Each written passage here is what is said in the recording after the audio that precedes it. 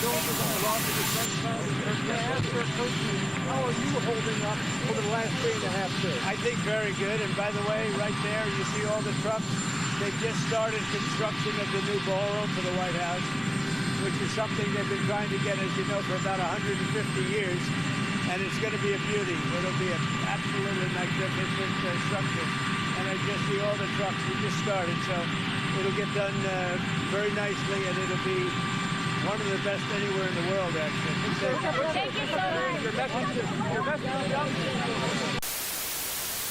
How do we fix this country? How do we come back together? I'll tell you something that's going to get me in trouble, but I couldn't care less. Did you see that? Did you?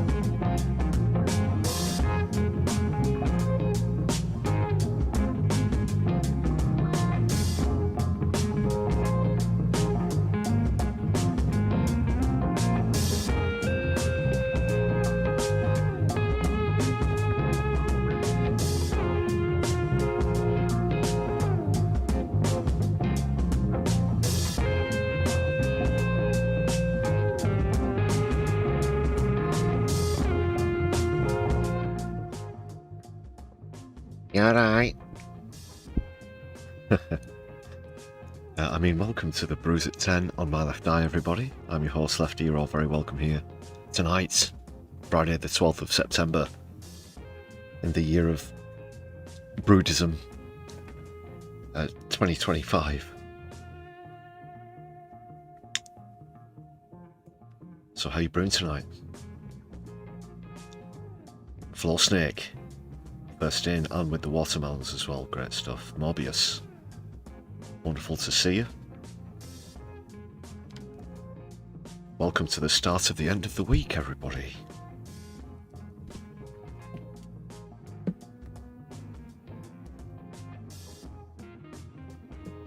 Make sure you hit those buttons, thumbs up and whatnot. Share this stream around. Do what you can to promote the channel. We do appreciate that. Been a pretty big news week, hasn't it, really, all in all? So yeah, since I was last with you on Wednesday, when I first went over the assassination story itself, there's now been a suspect arrested. So the latest on that. I'm going to talk a bit more about motivations, reactions, that kind of thing. Don't know if you noticed in the opening Rick clip there, sorry about the audio on the first one.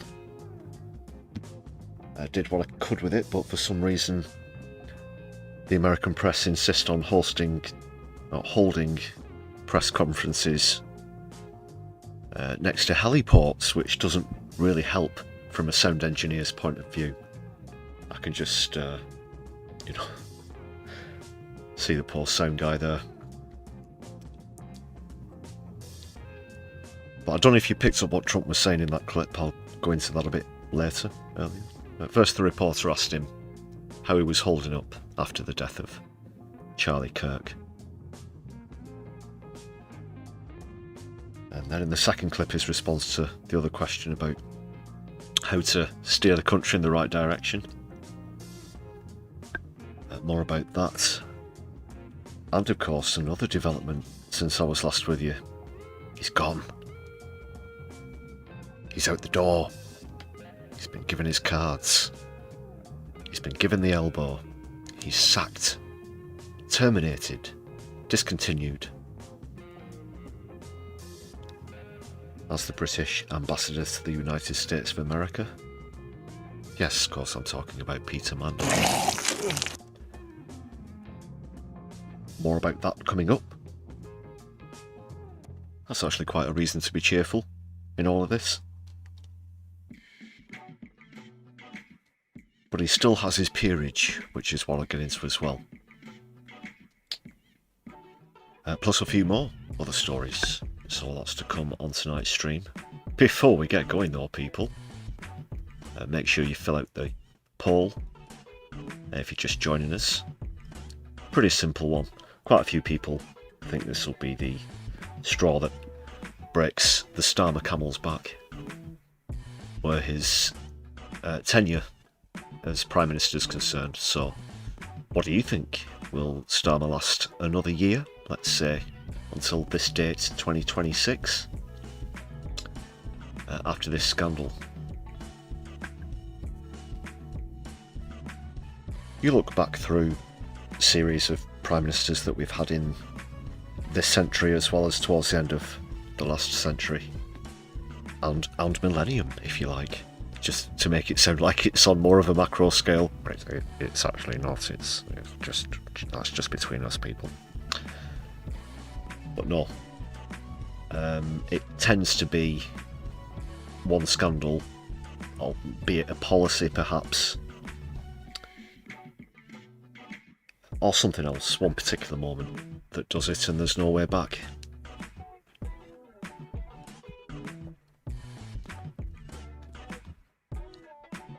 Of course, since the summer break,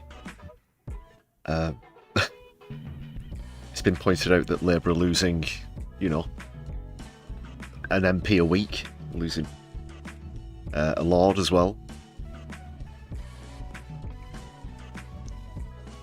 This and the Rayner thing, I don't know if he'll hold or not, but what do you think? Let's just look at some other examples. Going back, mostly economical recently, of course, with Sunak, who was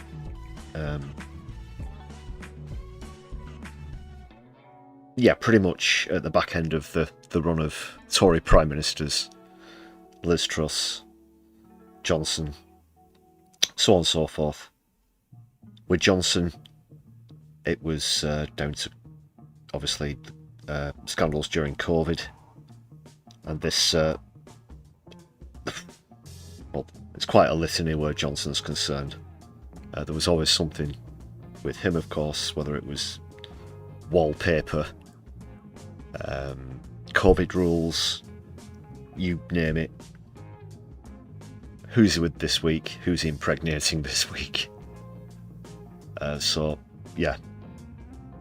No way back. I guess even if you go back to the start of the most recent Tory era.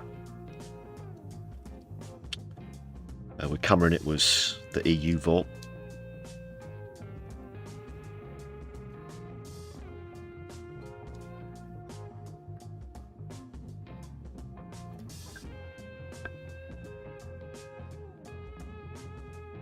But definitively, you'll find a lot of people refer to these as poll tax moments,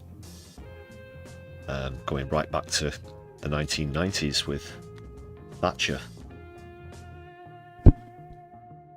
So do fill out the poll as you enter the chat, as you enter the room even.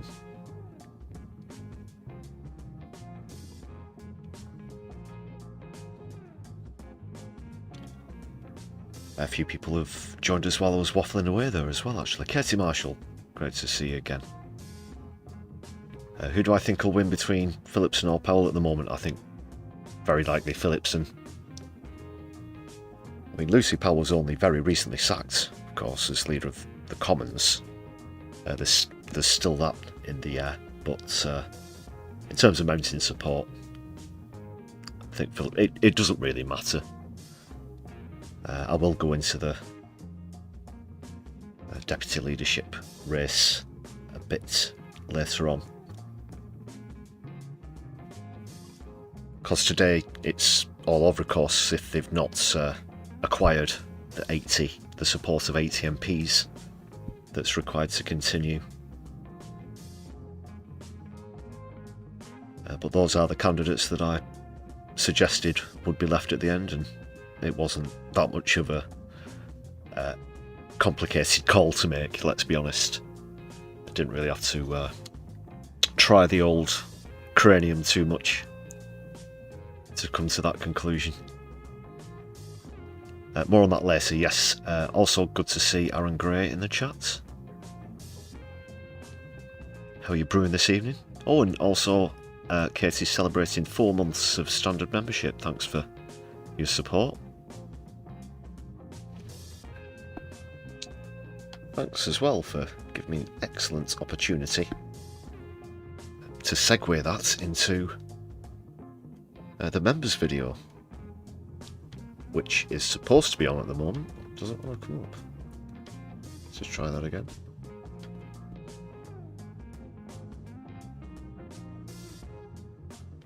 Slightly odd.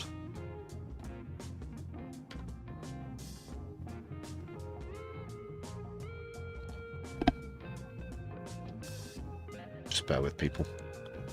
Double check the YouTube studio.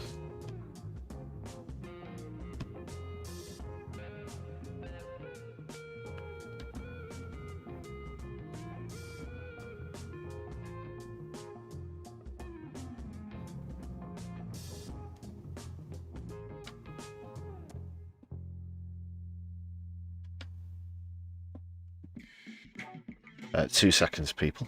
Bear with me. You might see a bit of buffering for a moment. That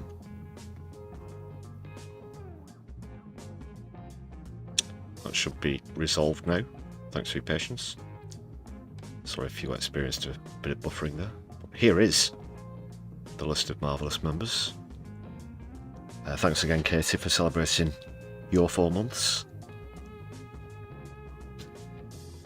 If you want to join this list of awesome people, it's just 99p. You get a few perks to enjoy as well. One of them being regular shoutouts, of course, on streams and other content.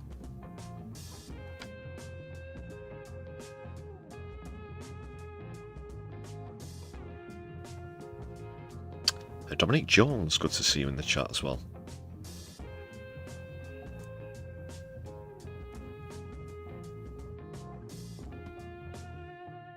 Other ways you can support the channel: if you're watching live, super chats are open. There's also super thanks if you're watching back later on. And there's a buy me a coffee page in the description of this stream and any of the other content. So thanks a lot for your support. Marvellous members.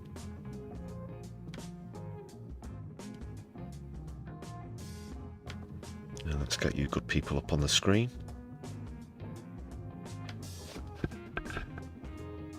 Let the brew crew be seen.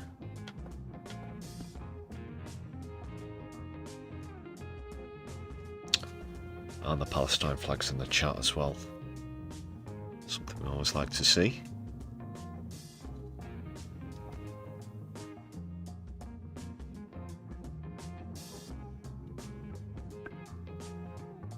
So I think, was it Bournemouth or Eastbourne? It was a picture on the side of a lamppost. I'm not sure if it was an official council sign. But they put up a no flag shagging thing on the lamppost.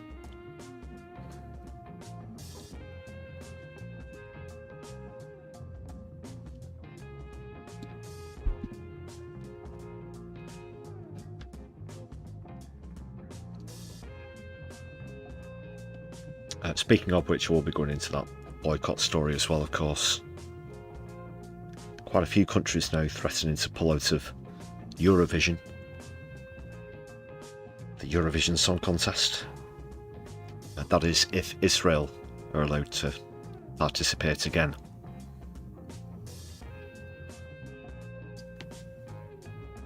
Not much of a follower of Eurovision. I do remember last time around that their particular effort was essentially just a "please feel sorry for us" song, which was somewhat cringe-inducing for the few seconds or so that I remember being subjected to through clips. But it was a pure propaganda piece as well, of course, as always.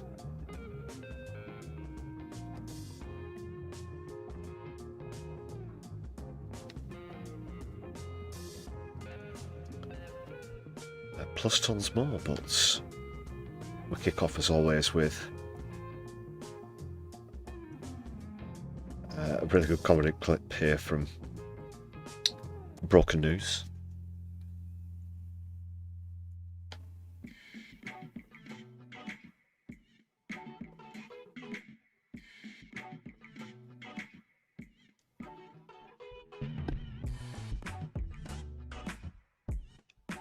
Yeah, so this is their take on the scandal now. Very good as always. Do go and give them a follow. Broken News, that's Larry and Paul is the name of the channel.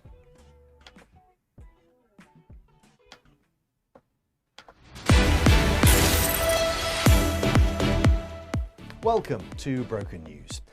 Some news just in: the Jeffrey Epstein controversy has come to an end, and it looks like no one powerful is involved in any way whatsoever. Broken News understands it was all a hoax after all, and it's now time to move on.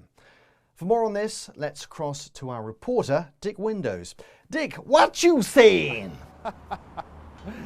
It's over. The names there, sorry, interrupting a comedy clip. But is what's he called?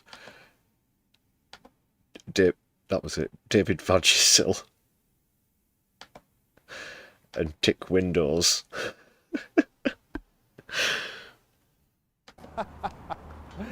It's over. After years of hearsay, conjecture, rumours and verified hard evidence, it turns out there is nothing more to report on the Jeffrey Epstein controversy after all. The well has run dry. The news comes as President Trump says there is actually no such thing as the Jeffrey Epstein client list anyway, and he's not on it either, even though it doesn't exist. But if it did, his name isn't on it, but it doesn't, and therefore it isn't. Among those who are now confirmed not nonces are evil Victorian slimy pantomime vampire Peter Mandelson, craggy old sex-addicted dangly bollocks Bill Clinton, and we have yet to hear if there has been any change in the nonce status of Prince Andrew. Of course, if there's any suggestion at all he might be a royal teddy-bombing, bulbous, snobby bastard, plum-faced pedo wanker, Broken News will update you. We understand that some people named in this story simply forgot to stop being best buds and hanging out with Epstein after his conviction for child sex offences. An easy mistake to make, I'm sure you'll agree, David. Oh God, yeah. Others even accidentally spent months working on massive business deals with Epstein after he was outed as a child rapist. But it's become clear that accidents do happen. Not their fault? Not their fault, exactly. Well, the end of this story will come as a relief to many people across the globe who'd started to get a little bit concerned that a bunch of incredibly powerful people had been systematically using their power, money and influence to carry out and then cover up years-long sex trafficking and abuse. Those fears can now be put to rest, and Mandelson's been sacked anyway, so that's definitely the end of it all. Of course, Mr. Epstein himself took his own life by strangling himself to death with gloved hands, then hanging himself before later deleting some CCTV to preserve his own dignity, in a move that many say proves his innocence. Back to you. Glad that's all cleared up now, Dick. Thank you. What a lovely story. That's all from Broken News. You're up to date.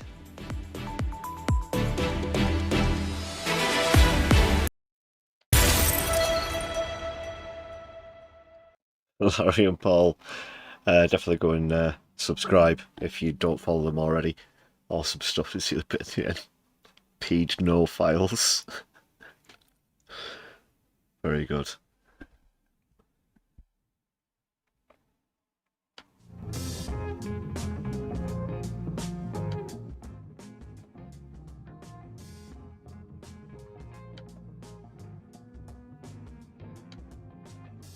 Yeah, one thing the mainstream media certainly brush over, or certainly don't even mention at all, is the fact, or the even question, what he might have been up to with his many visits to that island. Just what their close friendship could imply, given that we all know the kinds of activities that took place there. But no, they're too busy trying to talk about how embarrassed he is by these revelations, but there's supposedly more to come.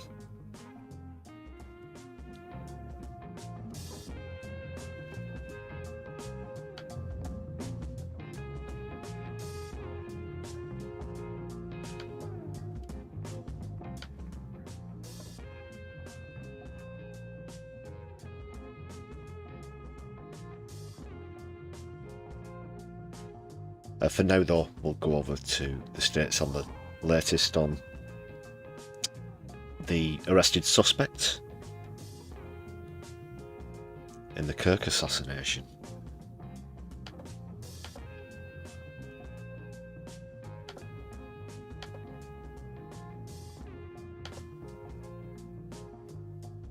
It's all happened quite abruptly. Tyler Robinson apparently turned himself in, or was dobbed in by a close family. He made a confession. It's with his father and possibly another friend of the family, apparently. And they contacted the State Department later on, so that is he. I'm sure you've seen his face already, it's been all over the news today, but let's get into a few more revelations.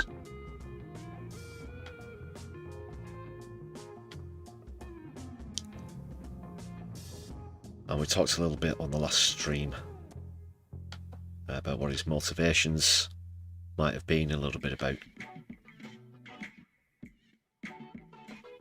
what his political leanings may or may not have been. I'll just make this a bit bigger here for you. But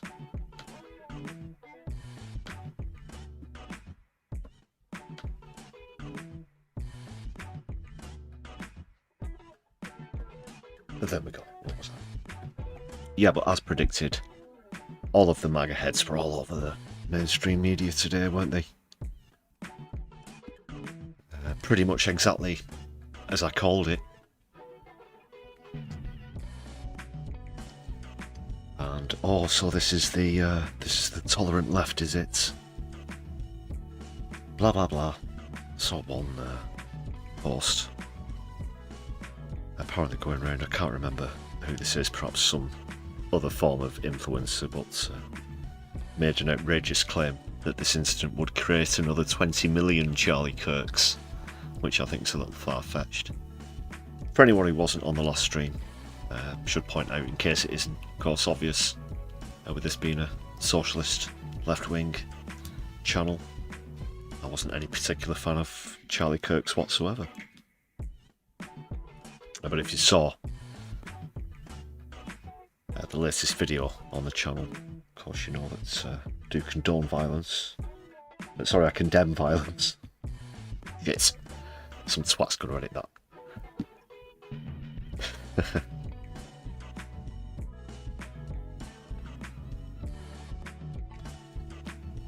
But no, that's not how you get the message across. And lo and behold, people,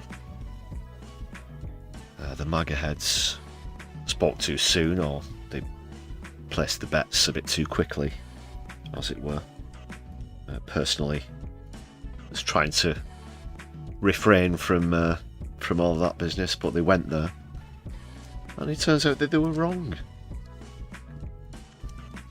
Like in a lot of other shootings and obviously a lot of school shootings that happen in America, for example.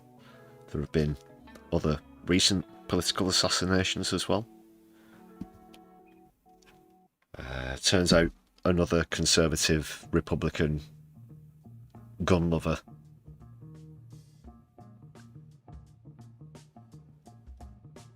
Thanks for your comments on that recent video as well, especially concerning the debate over whether he might be a professional of some sort. Might have served in the armed forces, for example. Some interesting comments, yeah, quite a bit of debate about how easy or difficult it is to actually hit the target with the first shot.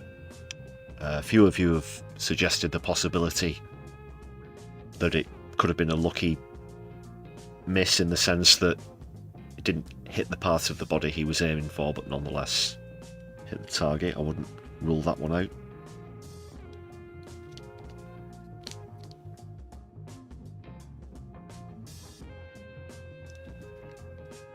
Just make sure this chat's all live and running smooth. Floor snake, yeah, that's an interesting point. As well, I've seen that video of him initially hanging down and then dropping off the building, probably 10 feet at least. And he doesn't appear to have this rifle, this Mauser rifle. As he does that, he landed on some grass after running across the rooftop. As I said, dangled down, then just dropped to the floor. Left his shoe impressions and an arm print, the forearm, wasn't it?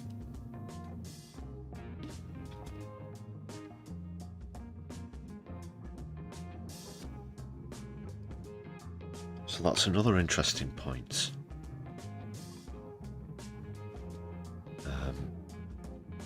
Well, this now just back to the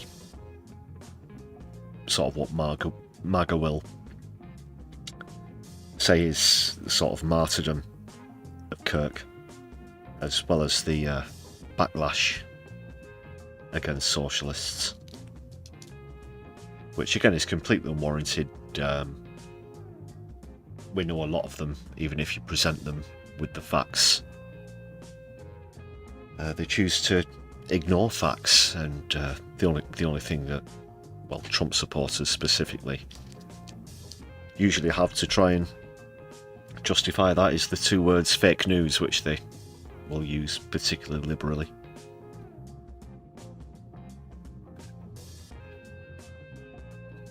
A good point there, Aaron Gray. When the Second Amendment becomes irony, I've pointed that out myself on a few occasions in relation to this. That is, of course, the amendment which gives Americans the right to bear arms so that the country might rise up against a tyrant should they take control of the country. And this particular case pertains to a man who has literally said, so I'm not over-exaggerating here, has literally said, I will be a dictator from day one. Of course, dictatorships go completely against the American Constitution.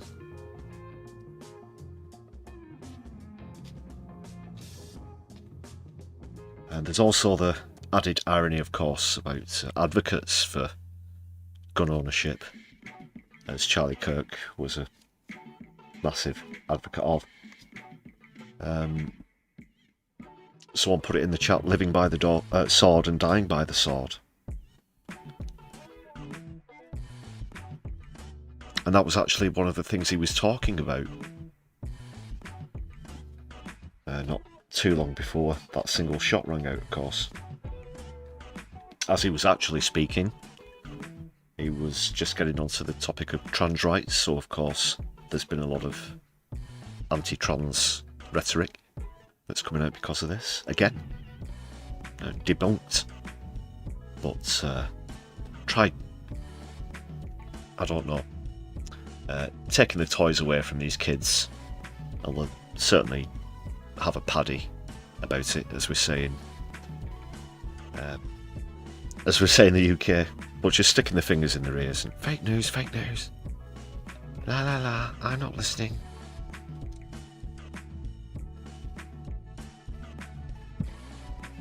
The post-truth era, yeah. Alright.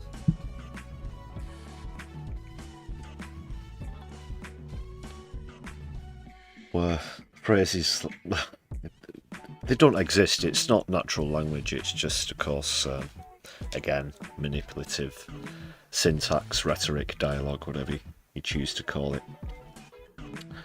But alternative facts was one that was once famously used as well, as though there is, let's say, for example, you're simply identifying a common object. Let's say, a pen. A pen is a pen. That is the fact. There's no alternative. It's not. The alternative fact isn't that it's a tractor.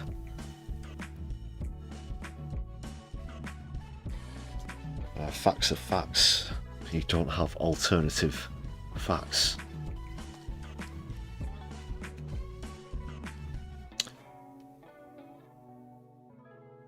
We've got Andy Carter and Hedy joining us in the chat now as well. Great to see you both.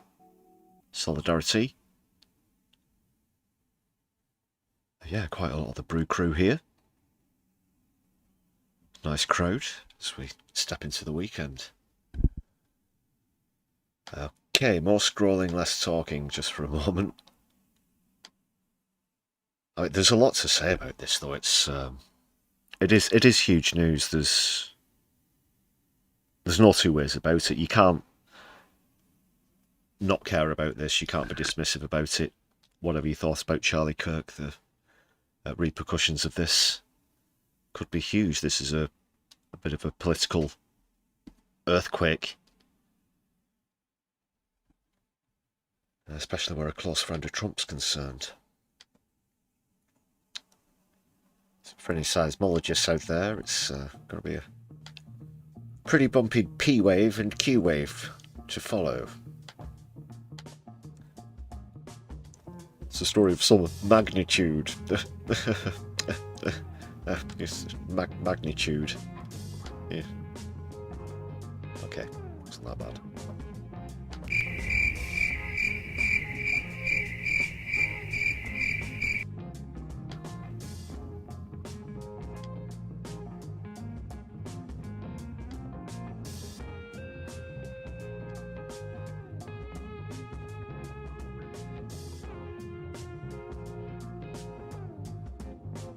But what else do we know about this guy then? I think we're still waiting to find out whether he was or not a current or former student at the university. Of course, we spoke about his familiarity with the building itself. But ordinary people can't just get up onto the roof of a building the usual way. He certainly had his exit route planned, as we've observed with that video. I personally haven't seen any footage, if they've managed to acquire any, of him arriving at the scene. So how he got onto the roof in the first place, I think, is an interesting question that we should perhaps be asking.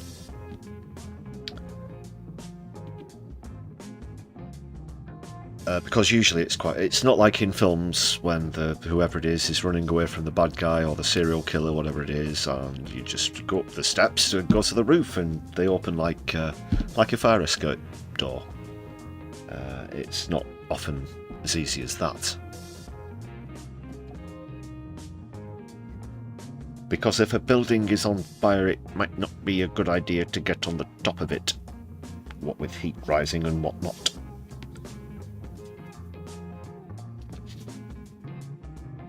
As well as for security reasons. Also, again, just it's not like in Hollywood where we might see, for example, the protagonist on the way to some sort of action scene by helicopter, and then the helicopter makes a close approach to the roof. They do a really cool superhero protagonist tumble, get up without stumbling at all, and then they just simply let themselves into the building through the fucking fire escape door at the top with ease. It's just open.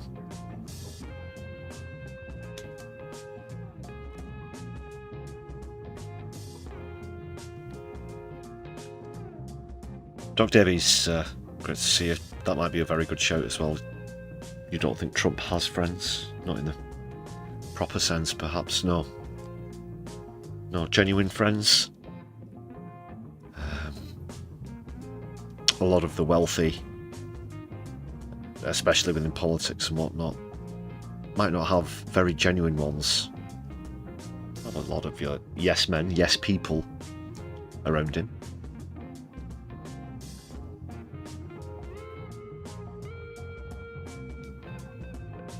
In Heady, Utah, a lot of Mormons in the Utah area.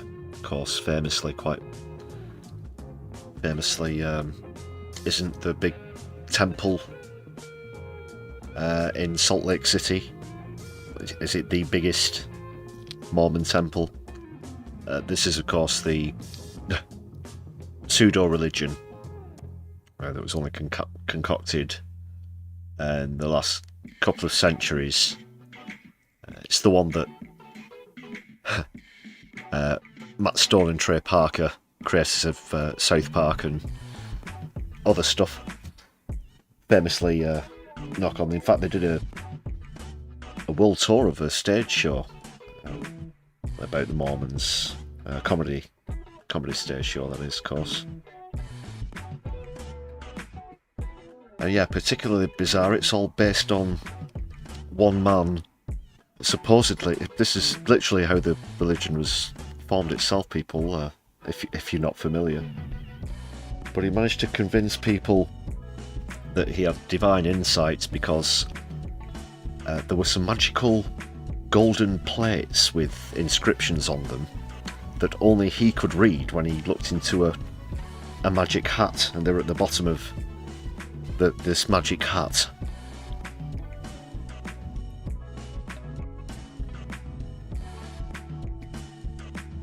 And that's it. And they're still going. You might have seen them going around. They're the door knocking types as well.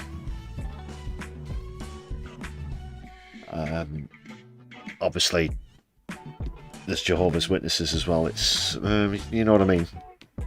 So many sub sections of Christianity alone, the other Abrahamic religions.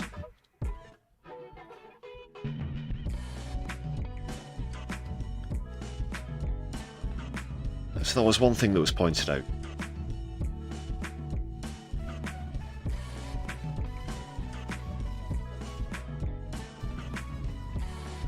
It's not really sort of fitting in with the normal vibe of the area.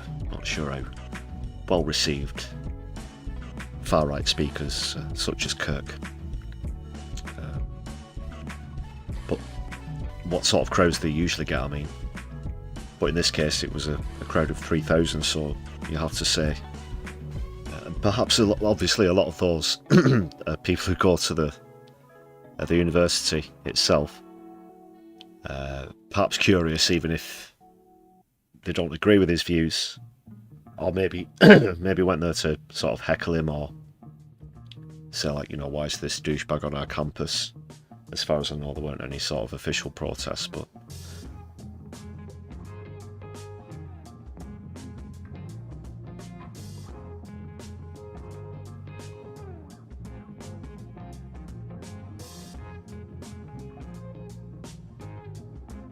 Mormonism's story reads as if it was written by J.K. Rowling. That's right, Andy. Maybe not as many similes as J.K. Rowling uses,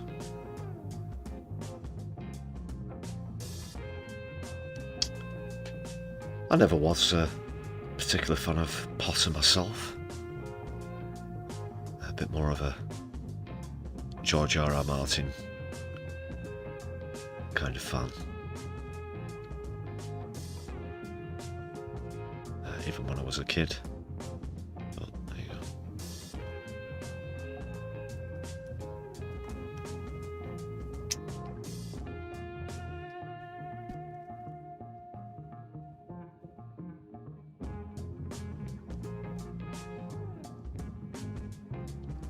Thanks for the heads up there about the on-screen chats.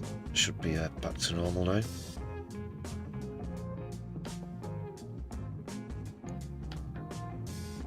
Got a bit of a tangent about Mormonism there, didn't we? Right, there's still a few other things to get into.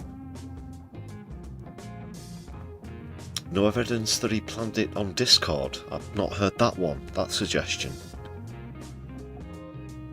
I've been working today, so I've only been able to keep up with the last developments in the last couple of hours.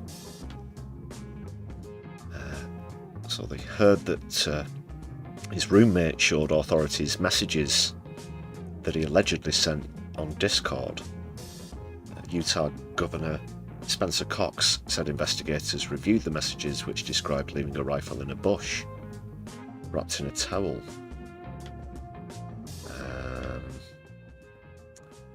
Well, that's interesting for a couple of reasons. Not just that they actually were privy to that, but what bush? Were the bushes? What, a bush on a roof?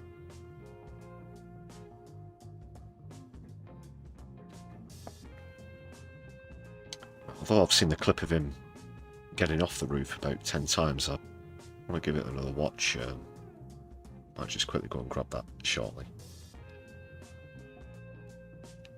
It's difficult to tell because the camera's from some distance, but as we were saying earlier, it's pretty difficult to jump from that height if you had it around your shoulder, not to damage yourself or the gun. Because bearing in mind that much of a jump, you have to seriously bend your knees as you land, obviously, for obvious reasons, because you don't want to break them. To take the strain of weights. Gravity's a thing. You know, these are things that you have to consider if you're doing this kind of shit. But seriously though, if it's in the traditional position of the strap around the front with the rifle itself around the back, there's no way you're making that jump without bending your back as you land. Just the momentum will. And if you had that strapped to you, that would hinder that movement, and would, because essentially your back, your spine, would be trying to go through the rifle as you land.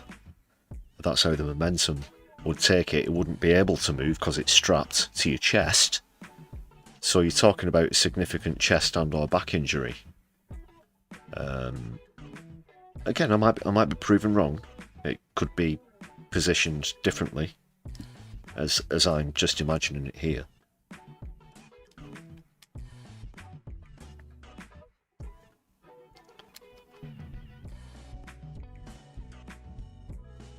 And it doesn't matter when the on-screen chats if Eddie's face is on.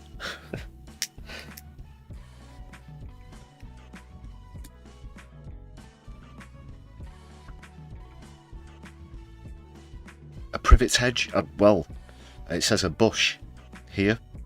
Doc, is this important to your line of enquiry? What theory are you working on? Well, if it's a privet hedge, that could completely change things in this case. Who knows? So, wrapped in a towel, it says as well, matching the weapon that authorities recovered in a wooded area near the scene of the shooting. Though that is likely to be the weapon in question, this is the United States of America, you know. I wonder how many injuries there are per annum of people who just trip trip over guns. There's so many of them around.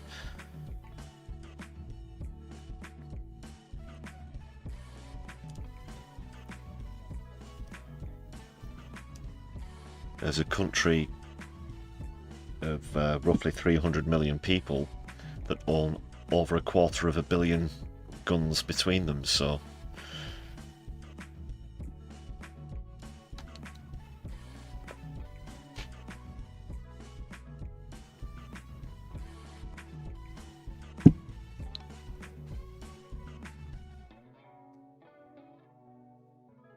was it George W. Bush?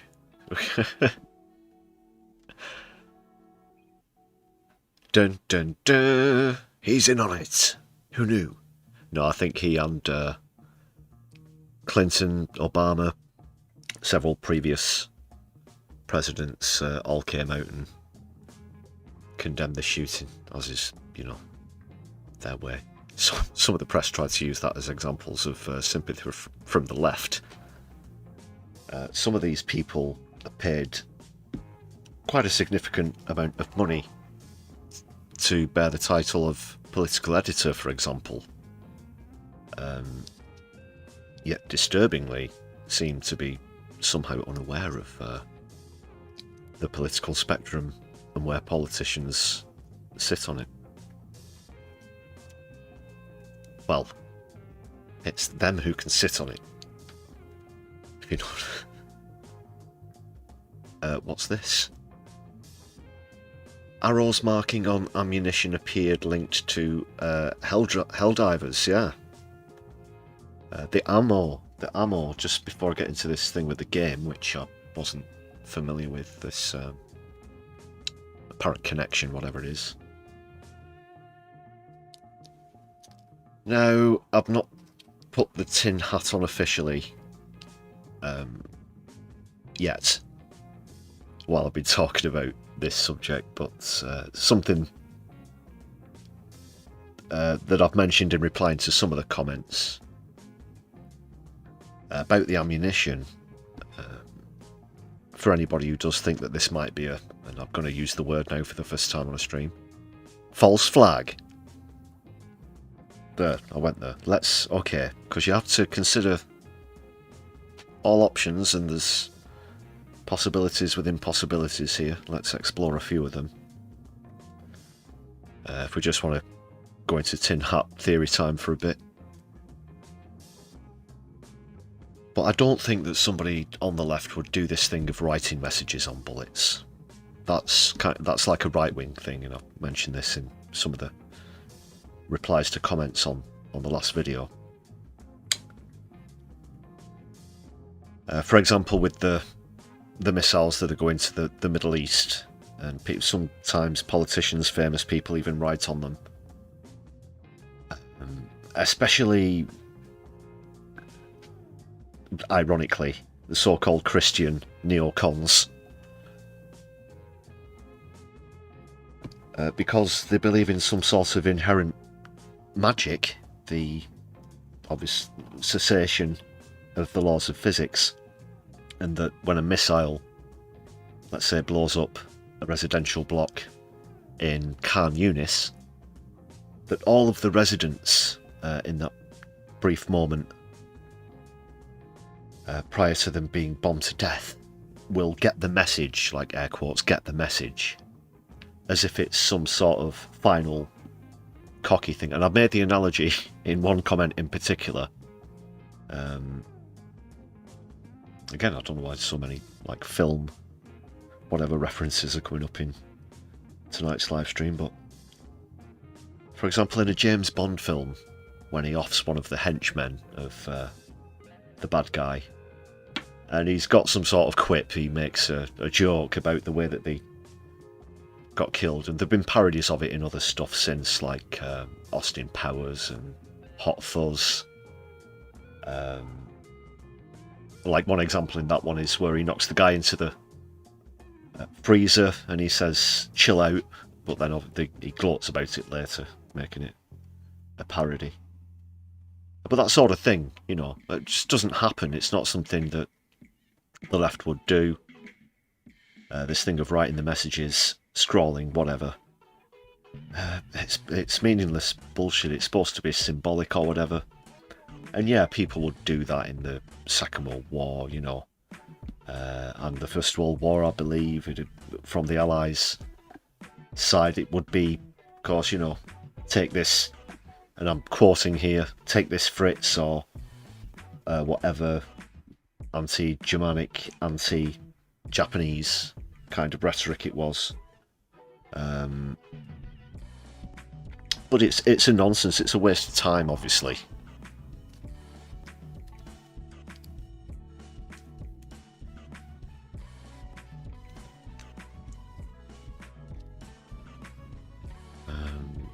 But by all accounts, there's just increasing evidence now that he is a gun-loving, neoconservative Republican.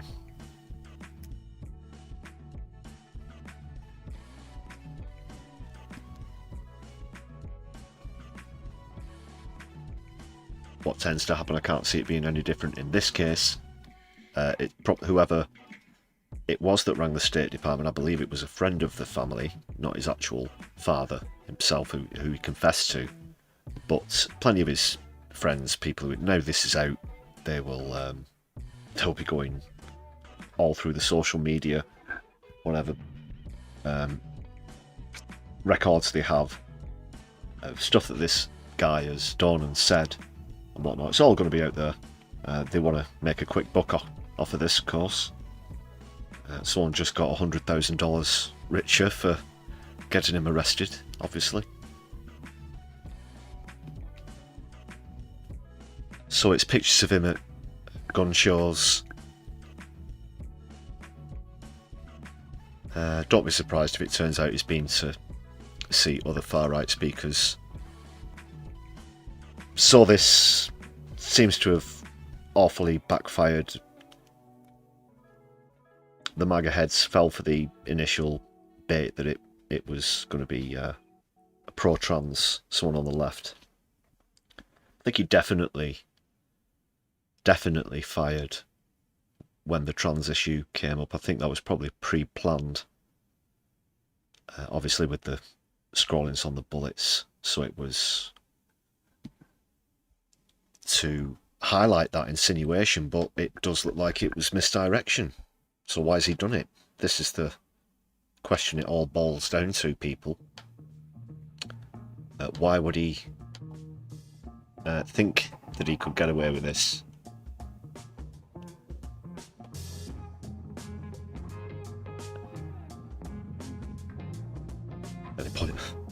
Although he's got a pretty strong charge against him, also a felony discharge of firearm.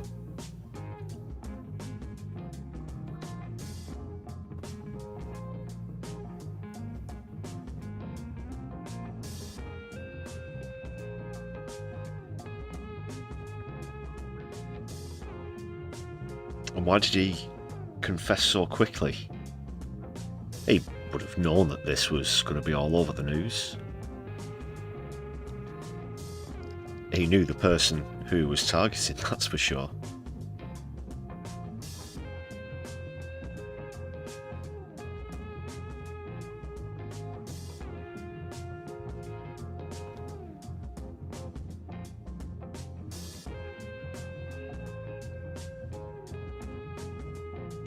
What's that there, Floor Snake? You think I should do a collab? With Helldiver.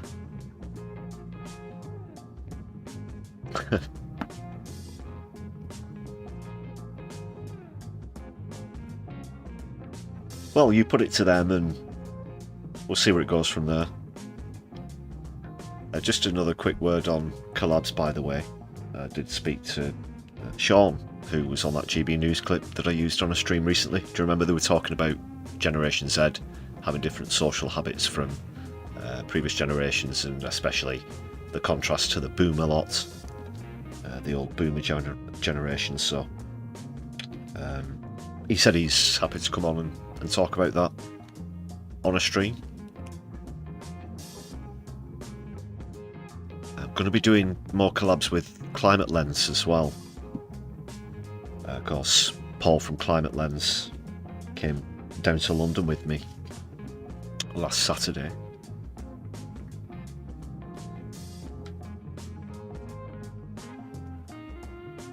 So that's the latest update on collabs anyway. Just back to this story now. Where were we? Ah yes, so the question I'm posing is, why did he confess so soon? It's within 48 hours of the incident itself, really.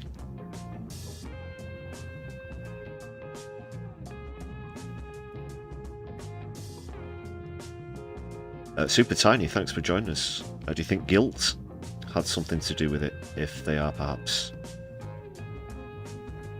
well, of course, if they are truly...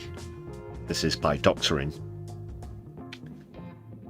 then that act itself is very un-Mormon-like, but he could have been racked with guilt. That's why he confessed.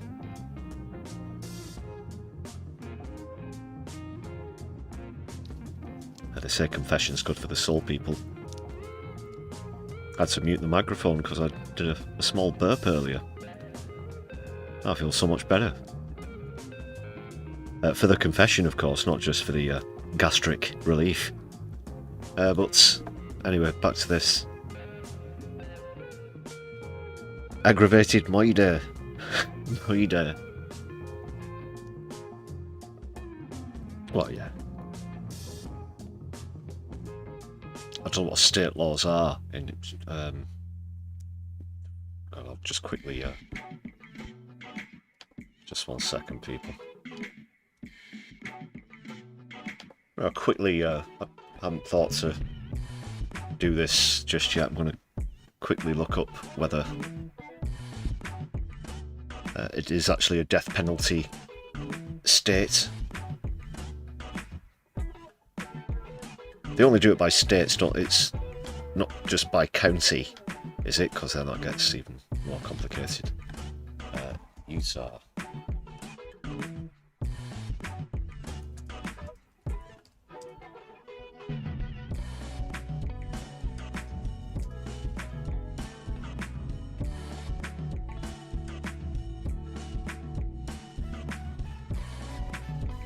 Yeah, in case you hadn't noticed, I'm not using grok. It is still legal, and the governor has reminded people that.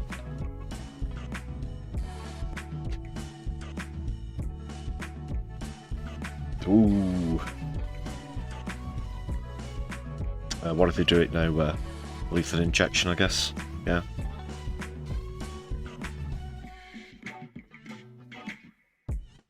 Oh, I've forgotten the... If I had this in a quiz or something, I'd be kicking myself. The name of the last person who was put to the chair, the electric chair. It might come to me during the stream. I'll be in the middle of something else and I'll just randomly shout out a name. Because that's sometimes how my brain works this time of an evening. It's been a long week, people. Official charges will be filed on Tuesday.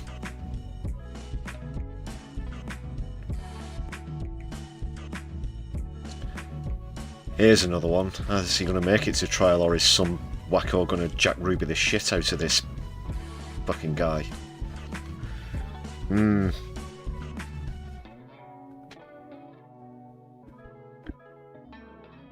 No, not death for burping. Grok is still legal. Just to clear up any confusion there, or unless you're trying to twist my words.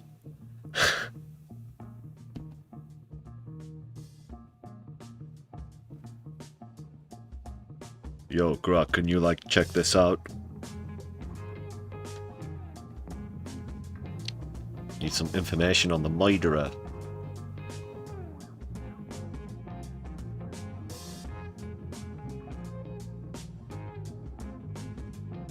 So some people who go to the university been showing support there.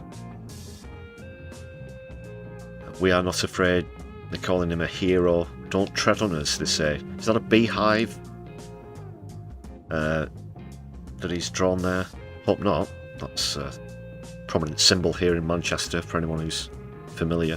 In fact, we even name our bus network after the bees. What a good look at that there, people. Can you see that? Just I've not even got it on the screen. Just this one here. Just put the picture itself.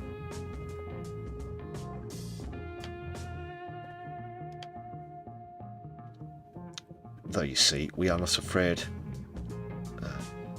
Yeah, the sign on the right, is that a picture of a beehive? Or just, I don't know. Yeah, Zebra's bell end. Sorry.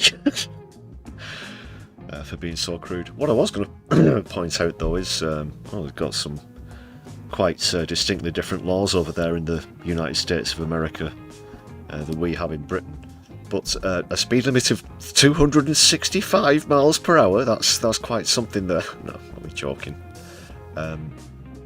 What is that though, the 265 thing?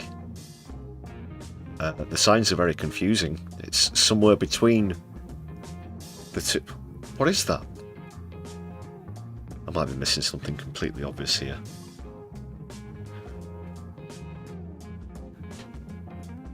Thanks Andy Carter in the chat, saving me there for being even cruder than I was.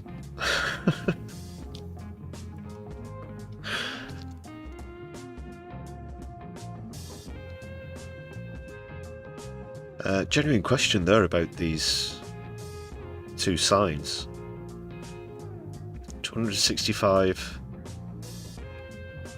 They look like igloos. Bob hats. Route 26, but the signs, look, one of them's to the north east, and then the other one is directly west. So if you're following those signs, where the fuck are you gonna go? It's completely disorienting. Disorientating. You get fucking lost, is what I'm getting at.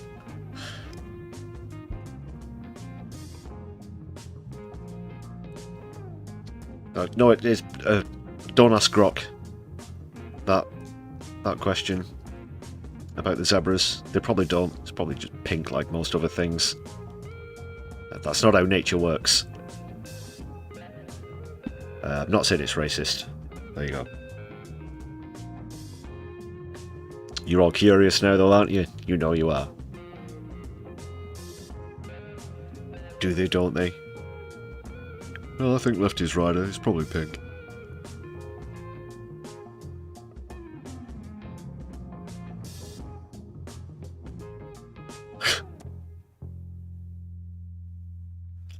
Is that Tim Pool on the right?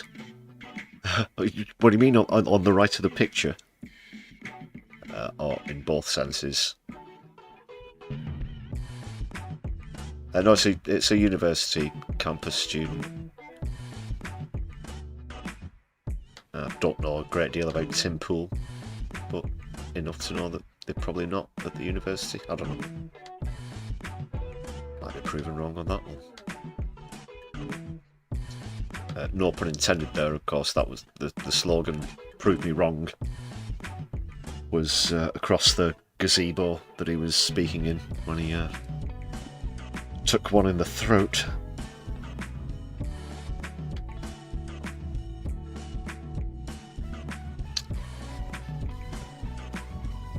I did say you've got to have a steady nerve to do that. But someone pointed out they could have been aiming for the torso. A lucky miss from the intended part of the body. I don't know. It doesn't really. That doesn't really matter at the moment. I'm more into the fallout of this. Just how far the far right might go. As well as motives and things like this. I'm not ruling out the potential option that it might have been a failed attempt at a false flag to create an uprising against socialism. No, you said Reichstag. No, you said Reichstag.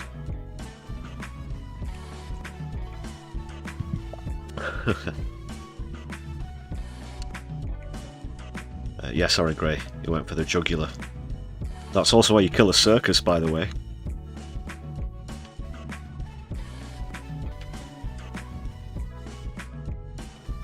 Go for the jugular.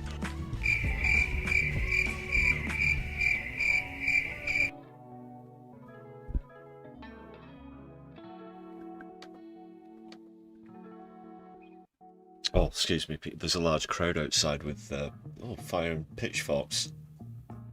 I don't know if it's connected to that last pun. Oh, there you go, it has been confirmed now about he was not a student at the university. How the fuck he get on that roof then? Curiouser and curiouser. Cox! No, I don't have Tourette's, that's just the start of the next sentence. Cox said a family member had described how Robinson had become more political in recent years and previously told a relative that he disliked Kirk. That's Utah Governor Spencer Cox, who I'm referring to. Messages were found on bullet, yeah, we know that. So the exact wording was, "Hey fascist, catch," and "If you read this, you are gay. Laugh my ass off." Weird. No. Like...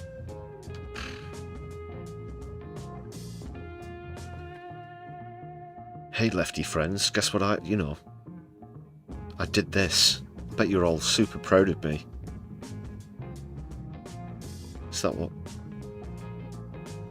I don't know.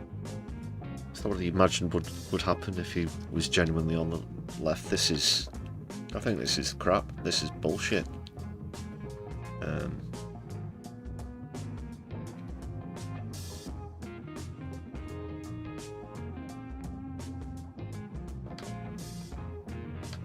Why Kirk?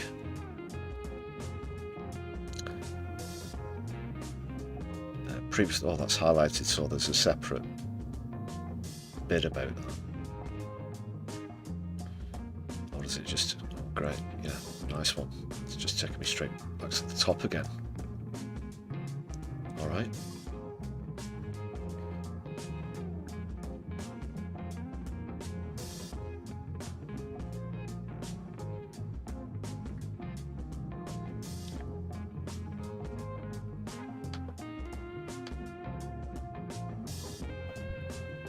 Didn't appear to have any active social media profiles. But just wondering why. What was the beef?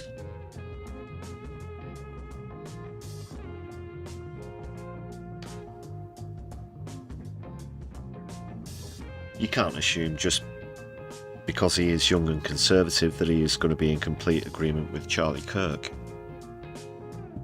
on all issues. In fact, this is a very extreme method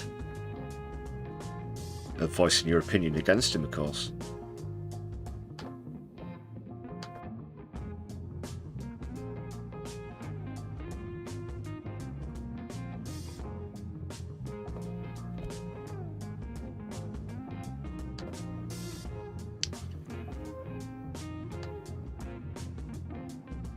Sorry, I'm doing the hosting thing whilst also doing the detective thing in my brain.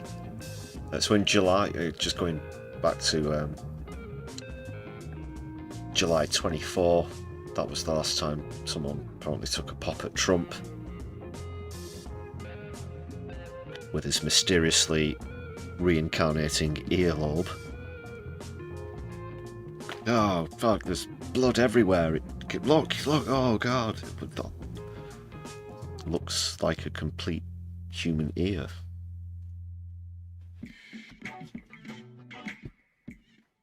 Definitely wasn't palming any sort of blood pack you know. My security team more than happy to remain stationary. I'll put my shoes on, even though we're in an active, well, kill zone. There was another attempt where there wasn't a shot fired. Of course, this guy didn't hide particularly well. What was his name again? Does it mention that there? What were the names? Oh, one thing I did want to mention about the names that's bizarre about this. So if you think about many famous political assassinations in the past, when they're reported, I'm not the first one to have pointed this out, by the way. In fact, there's even like stand-up comedy routines I think I've seen that bring this up. But they always say the full name, 3 names, sort of include the middle name. So James Earl Ray, who shot Martin Luther King, Mark David Chapman, who shot John Lennon,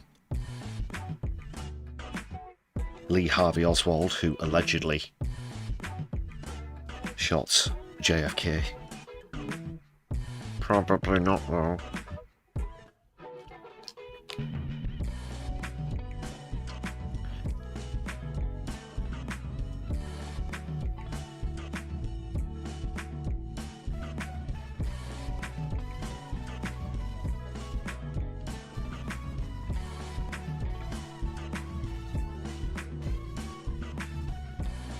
On the brighter side, I heard Ben Shapiro's cancelled a similar appearance, not at the university, but now quite a few other prolific MAGA heads cancelling stuff.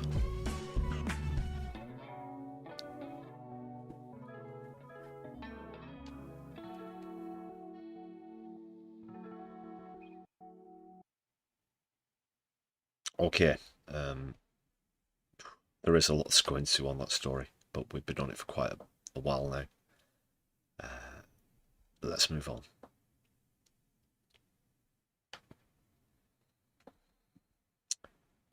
Might do a little update about this on the Sunday live stream, so we can come back to this if more develops. Bring back the funk, I think.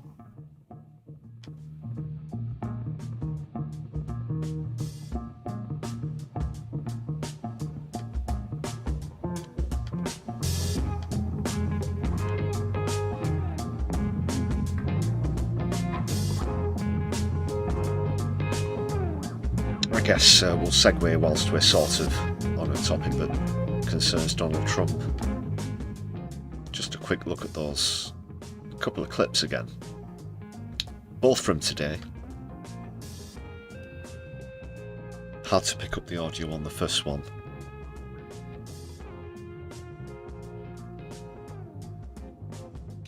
This is the one that was in the opening Rick Mail versus TV, whatever you want to call it. Clips that I do now and then. Will there be one this time, next time? But yeah, again, and it's not for the first time he's said something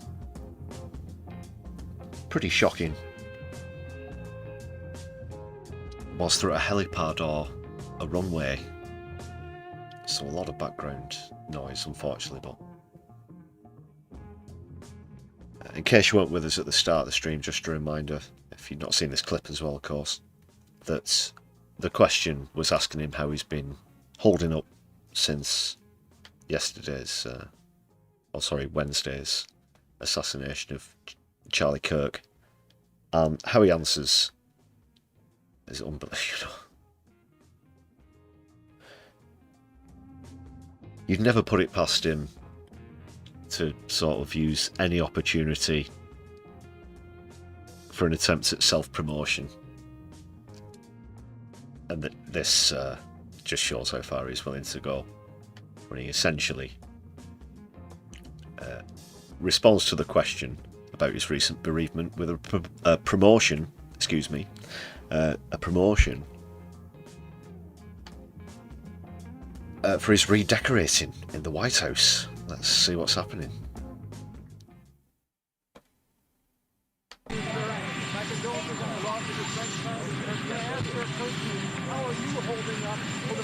I don't know if, sorry, it's really difficult to hear.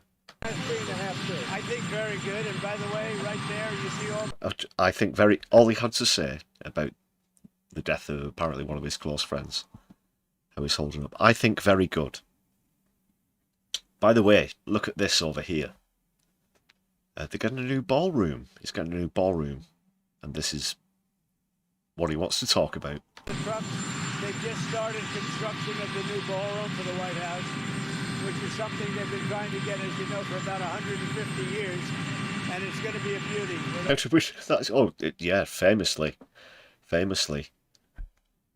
Follow all of the political discourse in the United States. It's forever coming up in debates, isn't it? You know, it's just so prevalent. It even outranks the trans rights issues, the gun laws, socialism versus capitalism, even.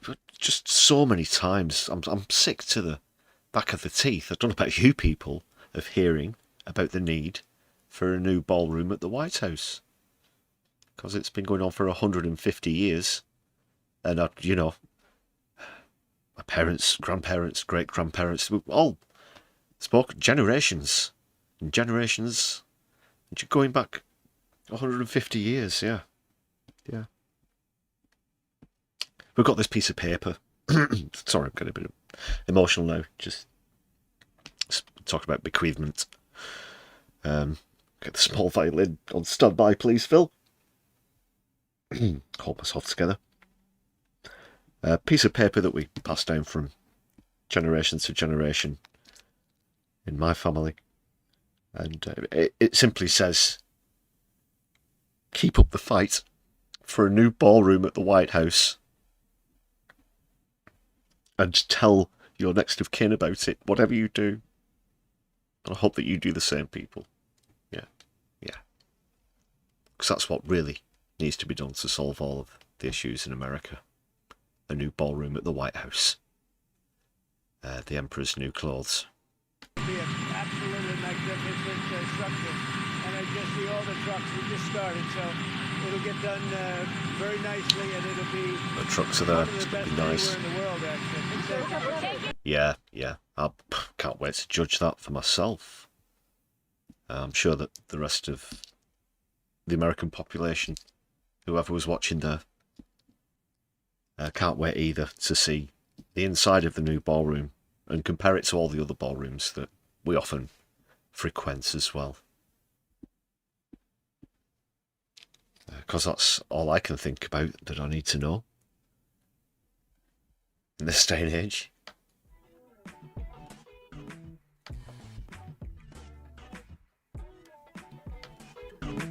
A ballroom for a man that has one dance move. Good point, Mo. Very good point. Full Mar Music, thanks for joining us on the stream. Graham Turner's with us also. Hope you're both brewing well. Thanks for starting your weekend with us here at the Brews at 10 on my left eye.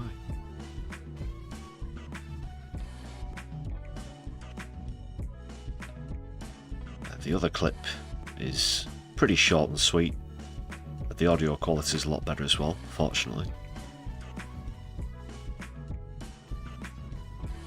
Just please stop using runways and helipads as locations for press conferences. Before we do though, just please make sure that you've hit thumbs up on the stream. Other ways you can support the channel. Super chats are open at the moment if you're watching live. Super thanks if you're watching back later on. And there's a Buy Me a Coffee page in the description of any of our content if you'd like to support the channel through that medium.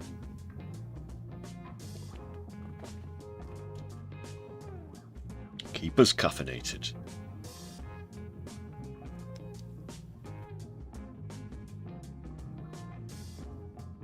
You're probably right there as well, Mo, about the first song that they'll play at the new venue, YMCA.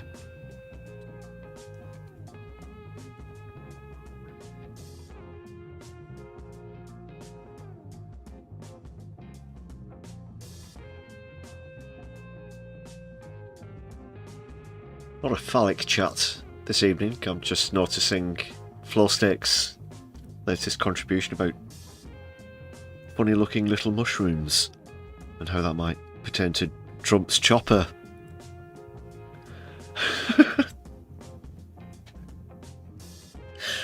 Chopper, just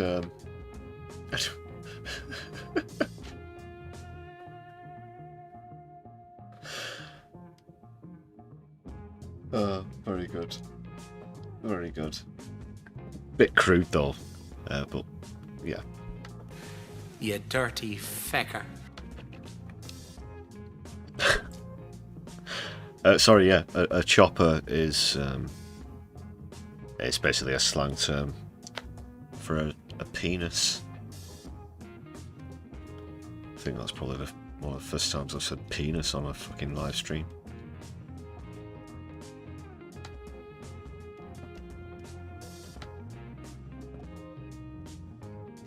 Don't anyone go splicing that out and making some weird fucking private fucking tape. Whatever. Bunch of fucking weirdos. No, you know.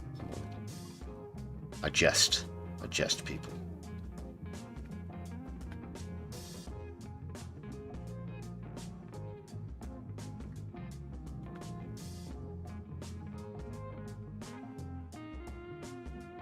Andy, awesome stuff for the gifted membership. Please let's big up Andy in the chat. Do appreciate that. Nuri Yank. Make sure you say that one's sober. Hope you enjoy your perks there, Nuri.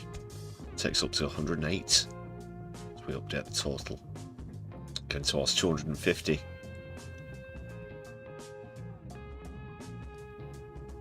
Oh, another bit of good news about the channel, bit of an update. Currently sitting on a record number of subscribers. We've gone up over 5,200 now. Just today, in fact. So that's extending the record. Really good stuff. Thanks for your support as always, Andy.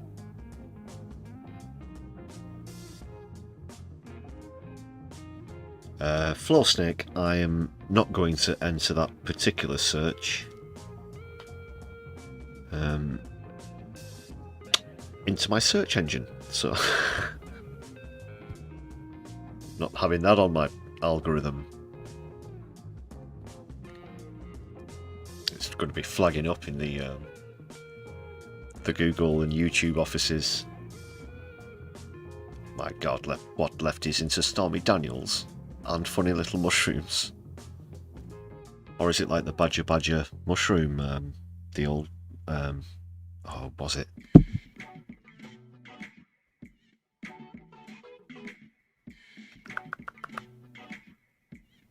That's from like 20 years ago. Or something. I'm not sure who first created those ones. They go around every now and then. You know those Badger mushroom. Very repetitive. Is it one of those?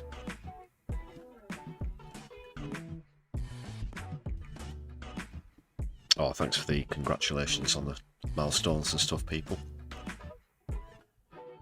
Yeah, 5.2. And it wasn't very long ago we just celebrated passing the 5k as well.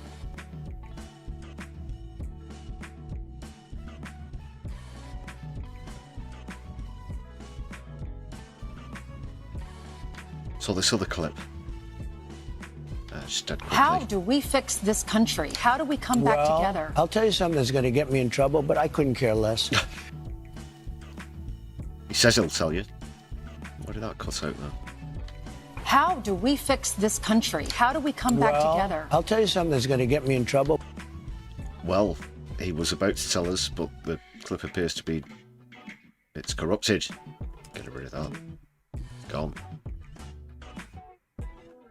No, he just frankly said he couldn't care less.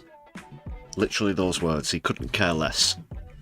It's not my analogy or any sort of synopsis. Literally, I couldn't care less. A man without ideas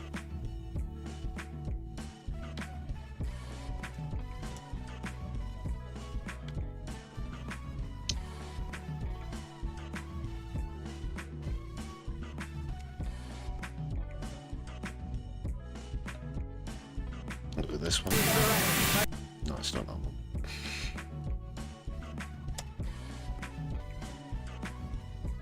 This one is next. Again, incredible segue skills. From the Charlie Kirk, it's almost like the 6 Degrees of Kevin Bacon, that game. Do you know that game? Charlie Kirk to Trump, from Trump to Epstein, and from Epstein to you-know-who. It's somebody who I'm obliged to play this pre-warning about as we get on to the next topic. Warning. This section of the stream contains details of the inner workings of Peter Mandelson's twisted brain.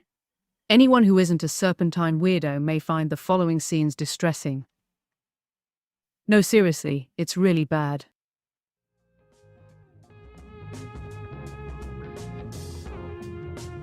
And yes, off he fucks.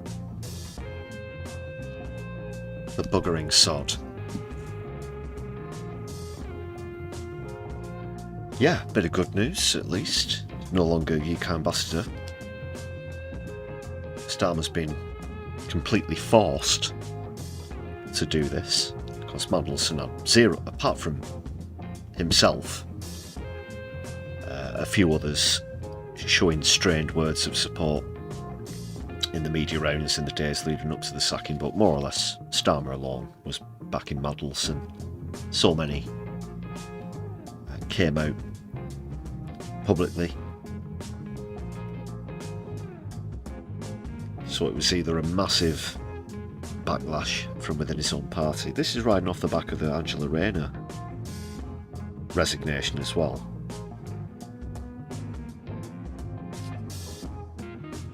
But he still remains a peer, and I don't want this story to disappear into the long grass,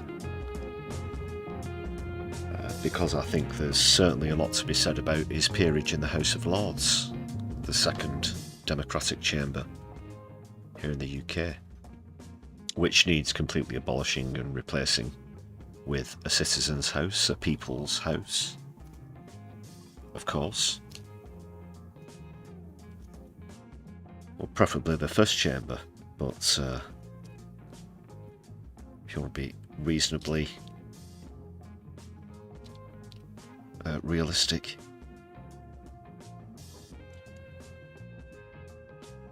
that's where it's at. Of course, do check out Humanity Project, Assemble, other organisations that are getting citizens' assemblies together.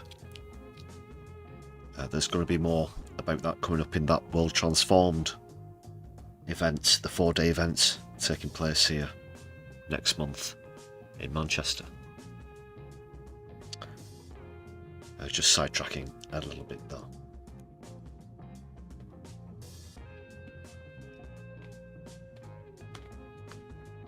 So this isn't the first time that he's been sort of booted out, but I think under these circumstances, definitely the final time. If you look into his checkered, dodgy, sketchy past, there's certainly a reason why people literally, his fellow politicians, are disturbed by his presence. I think quite a long time ago he attempted to try and say that that's because people were being homophobic. At one point it was discovered that he is either a homosexual or a bisexual, but no, that's not what this is about. He seems to have, throughout his entire career really with Labour, had this sort of immunity, this extra protection around him, this barrier, this shield of scrutiny. We're told that this is down to unique diplomatic skills, is a phrase that kept coming up when Starmer was still backing Peter Mandelson.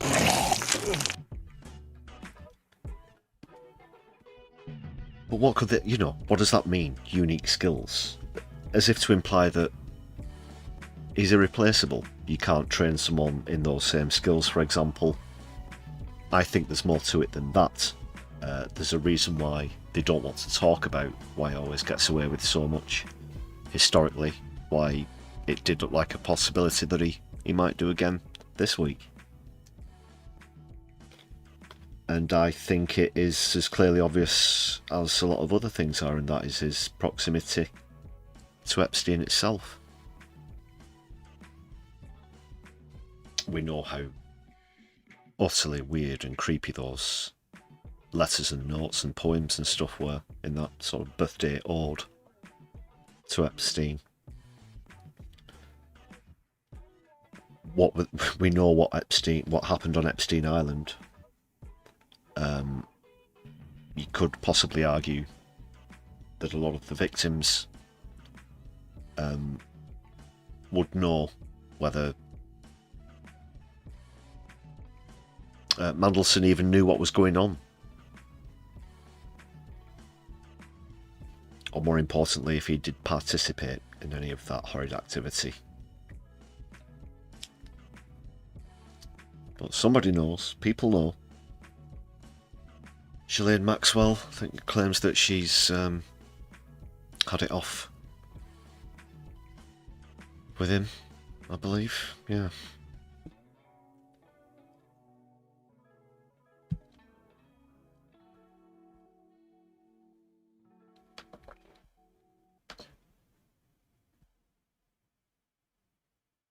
So what have I got on this? There was a video I wanted to show you, actually.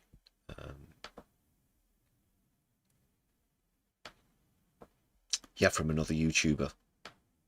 Do recommend this channel. Don't think I've played anything of theirs before. But it's called Peeps, P-E-P-S. I guess you could see that as some sort of ocular pun. What sort of YouTube channel would do that? But no, seriously, a really good interview with Jeremy Corbyn, who talks about when he was leader of the opposition, and we obviously know, we knew at the time, even more's been revealed since, that Mandelson and other... sorry, I'm nearly sick again. That he, along with others, were working tirelessly every day to try and undermine and remove Corbyn. So as a reminder about all of that underhanded shit. I'm sure you remember last year on that final day of campaigning in Islington North, that the Labour Party bust in like a whole load of what they who they thought were like heavy hitters to get on the doorsteps for the Labour candidates. Yeah. And one of those people was Peter Mandelson. Yes, indeed. And I just wanted to know whether you had ever spoken to him or crossed paths with him. Oh, over the years, yeah. I've had quite a few conversations with Mandelson. He is, well, he's not called the Prince of Darkness for nothing. I remember him saying when I was leader that every morning he woke up, looked at himself in the mirror and worked out what he was going to do that day to undermine my leadership. He said that? He said that, yeah. To you? Yeah, and he said that publicly. He said it's my job to undermine him every day. He then turned up. Yeah, you've probably seen it on memes on social media. That's been open and public for years. Of course, the mainstream media will turn a blind eye to that sort of thing. And tread on eggshells when they talk about anything to do with him. Not Corbyn, that is. The other guy, you know who. I won't say the name, but he'll make you vom. At a parliamentary Labour Party meeting one time and said, I was speaking and taking questions as leader. He said, Jeremy, what do you say to those 20,000 people that have just resigned from the Labour Party because of you? I said, well, actually, Peter, I don't recognise those figures at all. That is simply not the case, and I think you know that. He said, well, He got he got membership up to a record 600,000. It was the biggest political party in Europe under Corbyn. Yourparty.uk now has over 1 million sign-ups on its website. You could be looking at similar numbers to when he was leader, becoming actual signed up, paid up members. So, of course, that was complete and utter crap back then, just as it is now. People are leaving Labour in droves under Starmer now. The unions are abandoning him. Tens of thousands of people, hundreds of thousands have left the party since he became leader. This keeps increasing, even though they're now in government. well, it's what I think, at which point John Prescott joined in. John Prescott, who had a mot juste for every occasion, he said, nobody cares a bugger what you bloody think. And then they got into a row between them, which was Mandelson and Prescott having an argument. That must have been something to see. Prescott was impressive. Really? But Mandelson is now... I think I would have enjoyed to witness that. John Prescott, late John Prescott, was it earlier this year, towards the end of last year, when he passed away? He was, of course, in the Blair cabinet. For anyone who knows their political history, back in the 90s and early 2000s, so notoriously staunch, sort of salt of the earth, northern socialist, as it were. Wasn't, shall we say, distant from a few scandals himself. He famously hit a member of the public once. In full view of everybody. But I would have, enjoyed to see him tear into Mandy with full force, because, or Tony Benn or someone like that, Corbyn himself, pretty sure Corbyn might never sort of let rip or get too loud. He's not really that sort of person, doesn't really have that general disposition. You see him, it does happen occasionally. But no, not as much as John Prescott, for anyone who's seen clips of him speaking when he was still in politics. Had to resign as ambassador, as you know, and stuff has come out about him. Well, Did you find that surprising, that those things have come out? Not in the slightest. Not in the slightest bit surprising. And I've always found him a very strange, manipulative figure, both in his dealings with the media and so much more. And I just... Well, I think he's being a bit polite there.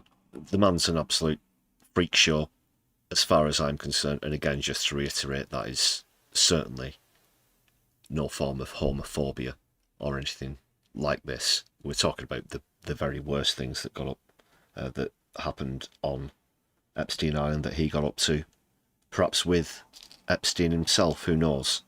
They've said that there are more revelations to come, but this guy's a real creep.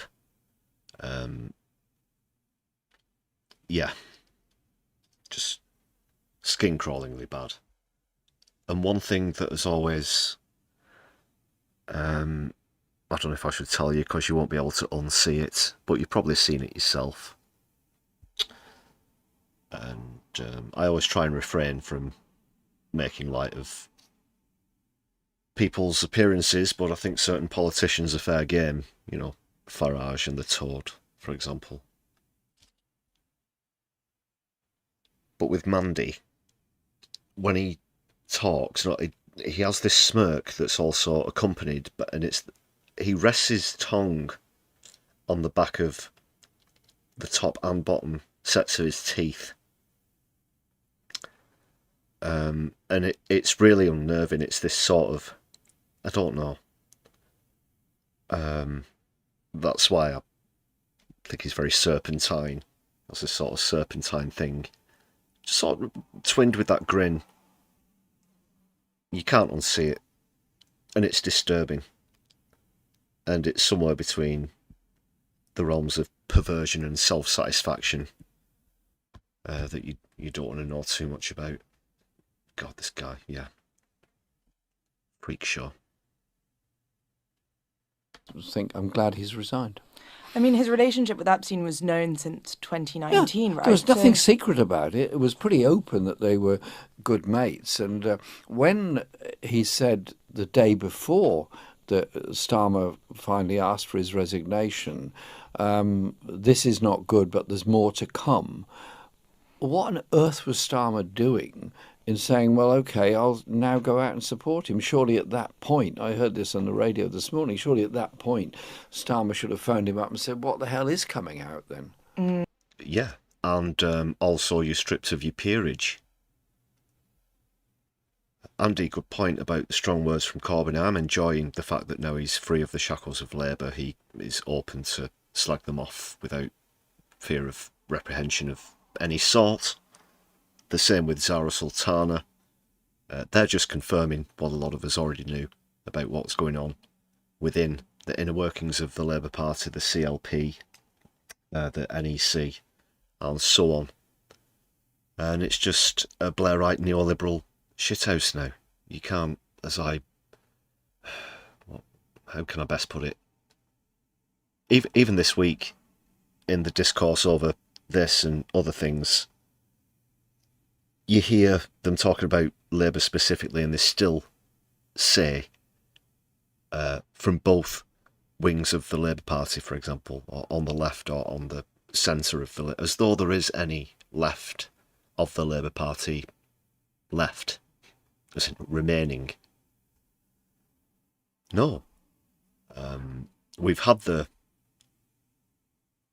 Labour Party has changed, and if you don't like it, the door's open and you can leave. Shtick. We've seen Starmer's best mates parachuted in to replace genuine socialist candidates. The lot of it has been going on for 5 years now. It's been a long 5 years. It really has been a long 5 years since Keir Starmer first took over the Labour Party. And he's been openly against every element of socialism within it. Just the Tories in red rosettes now, we all know that. So again, frustrated at mainstream media's lack of knowledge about these basics of where people sit on the political spectrum, both individually and parties. The centre of Labour? What's that supposed to mean? Where is the centre of Labour? So are they completely for nationalised health, but they have some other conservative view, be it a social one? It could be to do with, say, for example, abortion rights or some other traditionally conservative thing. The trans issues. I mean, what? I want to hear a mainstream journalist describe to me what sort of morals, principles and policies a, air quotes, centre of the Labour Party MP would have. Because bar as many as you can now count on one hand,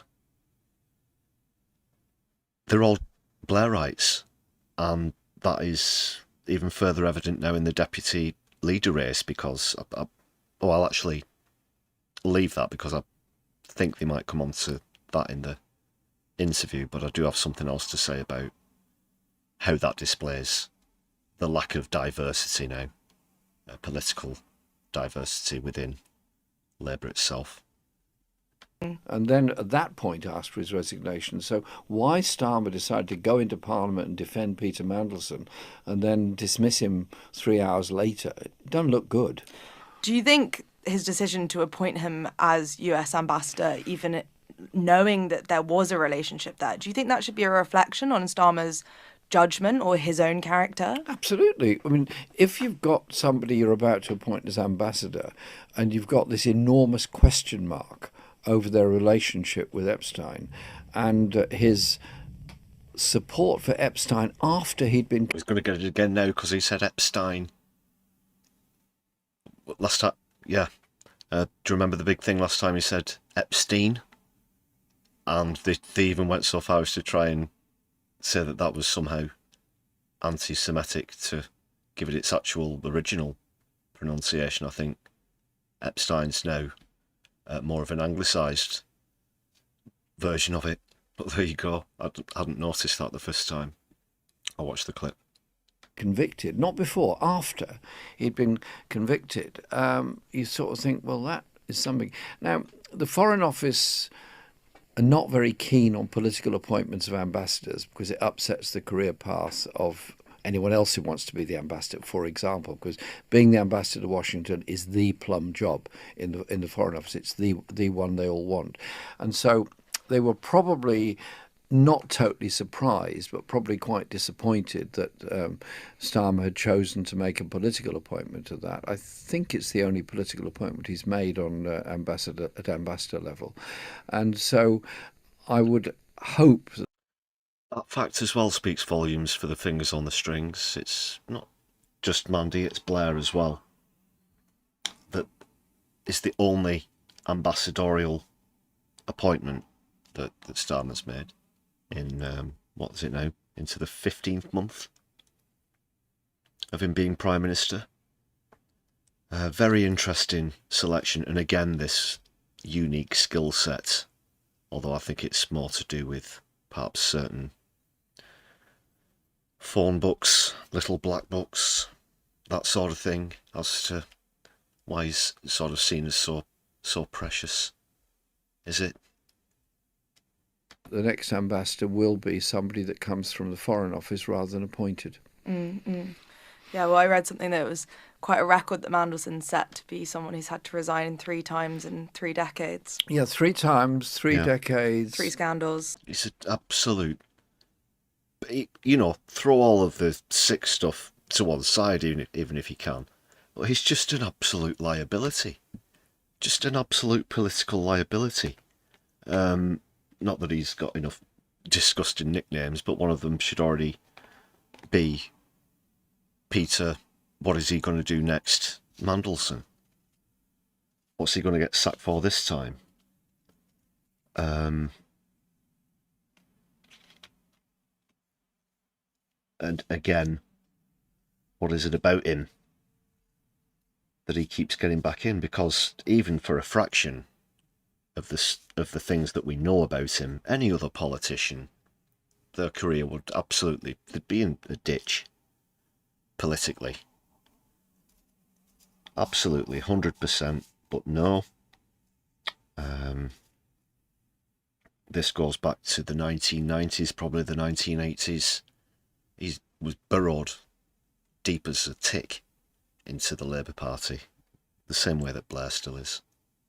3 scandals that we know of. There may be more to come. Who knows? Who knows?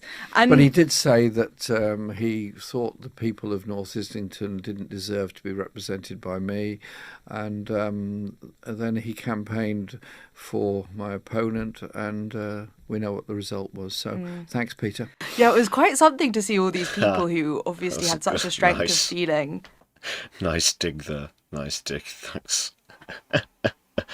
Oh wait, he supports the other guy, right? Yeah, I'm definitely voting for Corbyn. Not that he, I mean, sorry, I often get them mixed up. I think it's 1987. That is, I get mixed up between when he first won the seat and something else, but I think it was 87. Yeah. Against you to really come and... I must say, on polling day, when I was around in Mildmay Ward, walking around reminding people to vote, I chanced upon Tom Watson. Oh, really? Oof.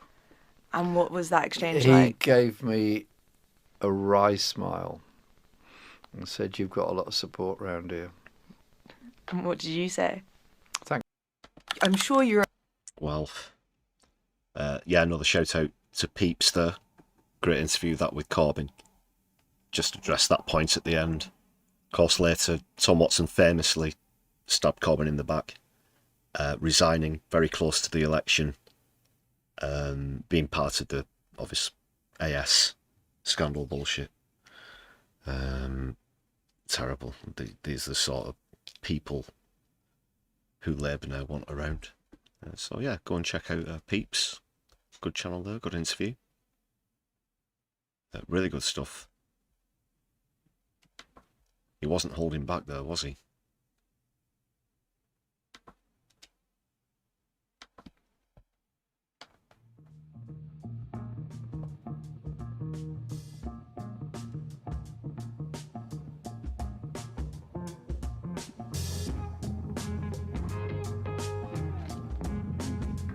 Yeah, he'll win North Islington as long as he stands in it.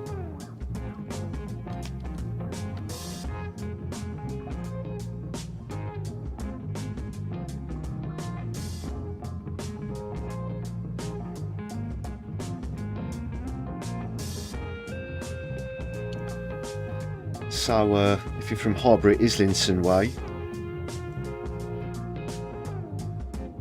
which I know Morbius is,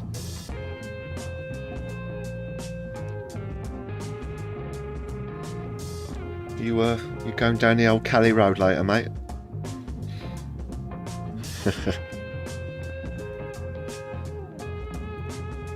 Nah, mate. Going to the Angel.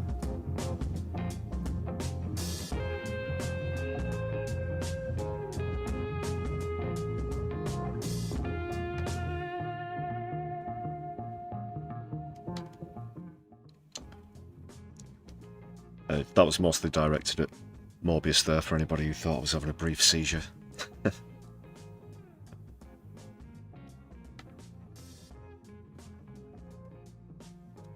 Okay, let's see how far we can keep the amazing segues into the next item. In that interview, Jeremy Corbyn mentioned Reform leader Nigel Farage. He's been in it as well this week. Sort of similar scandal to Angela Rayner's. So let's see what's happening with this.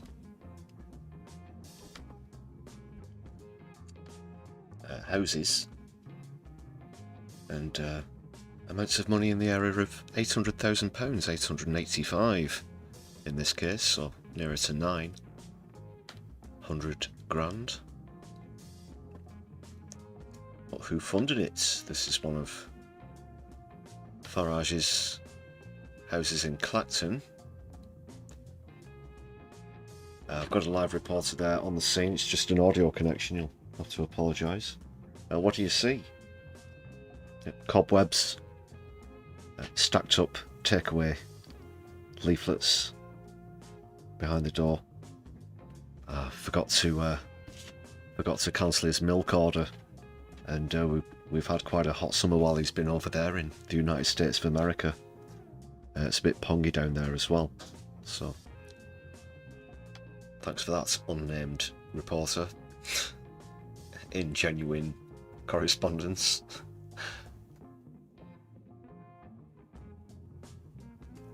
So it's, well, you know, what can you say where rank hypocrisy is concerned? They were the ones who first brought up all of this business with Angela Rayner, I think. Them and the Tories. But now there's been so many defections. It's going on 70%, I think.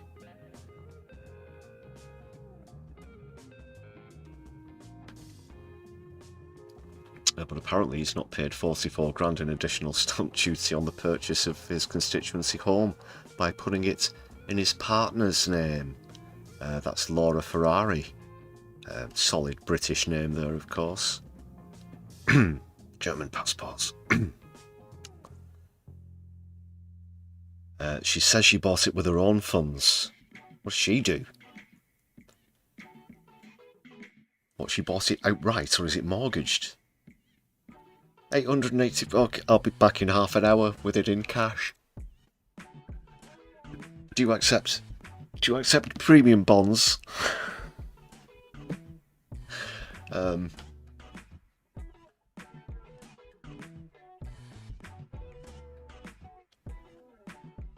Okay, yeah. He suggested that she's able to buy the house because she comes from a wealthy French family. However, this is the weird thing, you know.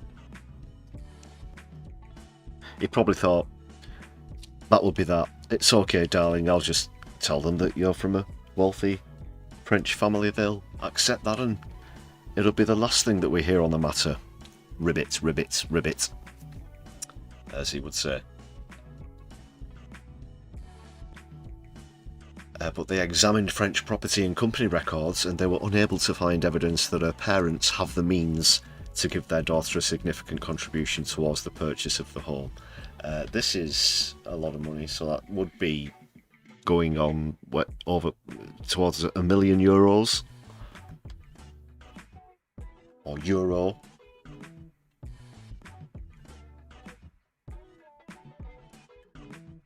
Well, some people don't pluralise it, even though it is.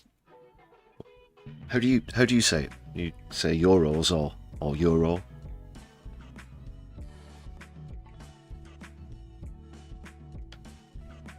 It doesn't matter really. So it looks like a dodge has been caught out. It's prompted accusations, the article says. £44,250.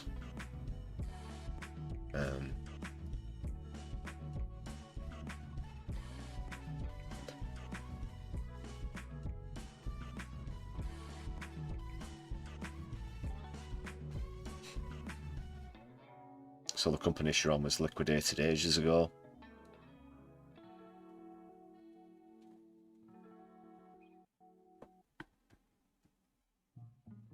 And if they God, strange ways to describe it. If they rented it out with a local estate agent, it would only generate, or no more, than €8,000 to €9,000 a month. €8,000 to €9,000 a month. But still not enough to mortgage it. Or whatever.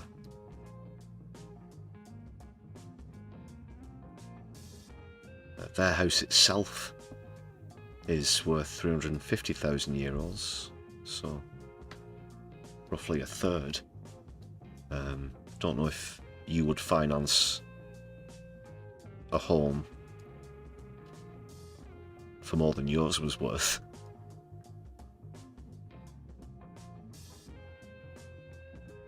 Something about a bank loan.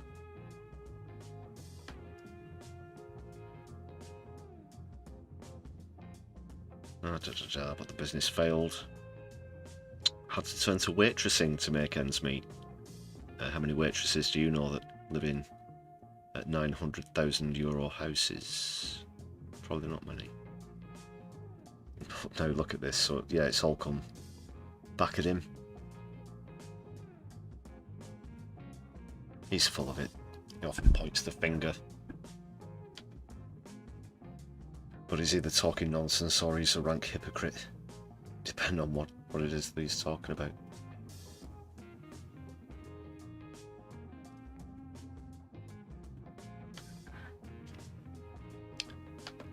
I will leave that story there.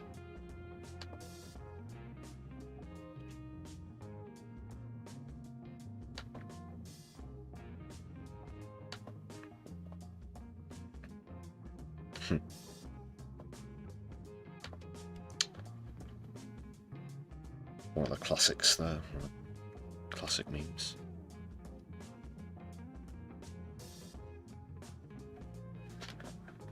Ooh, this is a bit of a reaching segue into the next story. Bear with me. I mentioned the euro there, the currency. One country that uses it, and several others, such as Ireland,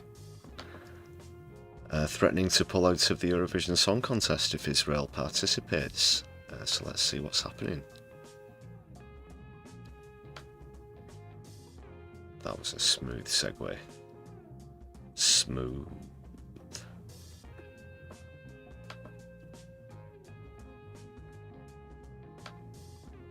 Like I said though, it's not just Ireland.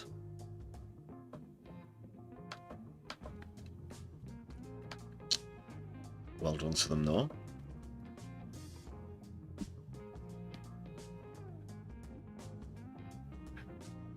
So RTE going to boycott the broadcast. So obviously, with it being the sort of thing, there is a judge's vote as well as an audience vote, isn't there? So if an audience, a country doesn't have it on the TV screens, they'll be ineligible for the voting, because that would obviously render it void. How can they legitimately vote for acts that they haven't seen? So historically, Ireland have won 7 times in total, but not one since 1996. So going on 30 years. They'll make a final decision once the organisers make their decision. So the ball's now in their park.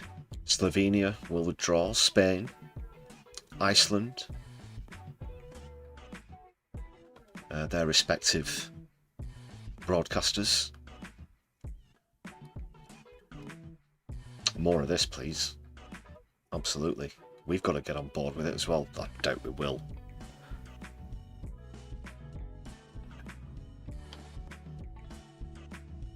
Portugal as well, I think. Is that?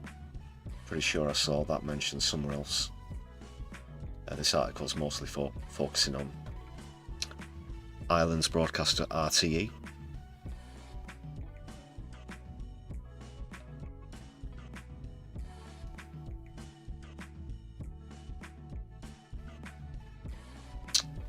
So that's Frank Dumody is the chair of the Irish Eurovision fan club. Is there a quote here?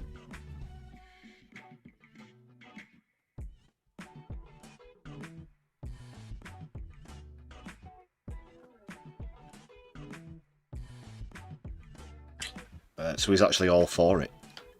He says he found it quite difficult in the last 2 years watching a country use our competition of peace and love to spread the opposite. He said more broadcasters should follow Ireland's suit, and there could be a massive dip in audience numbers for the contest in 2026. You may end up with a competition of 15 or 20 countries. About 37 to 40 usually take part in the contest.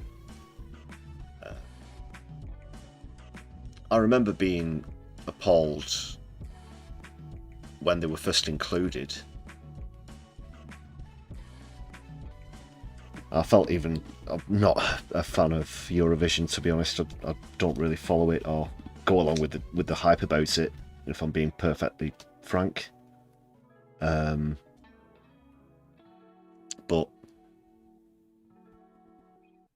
the point I was going to make. One sec. Sorry, I'm just getting distracted by something on the other screen here while I'm talking about it. Yeah, Australia also take part, don't they? So I thought, oh, that's obviously daft. They're way outside of Europe, even further away than Israel. And then when Israel were obviously given this other special pass, that's something else. That really is,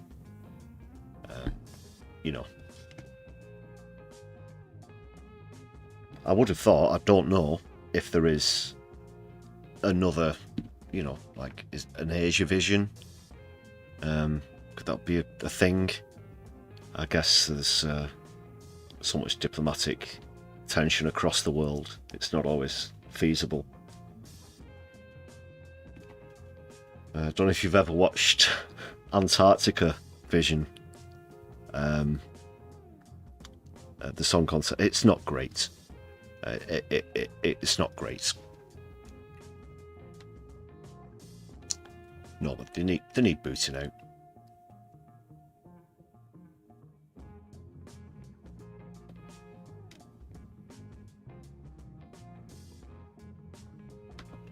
In all seriousness. Like I mentioned earlier, that awful attempt to pull on your heartstrings, the theme of the song, you know, they might as well have called it, look, nothing happened before October 7th, 2023.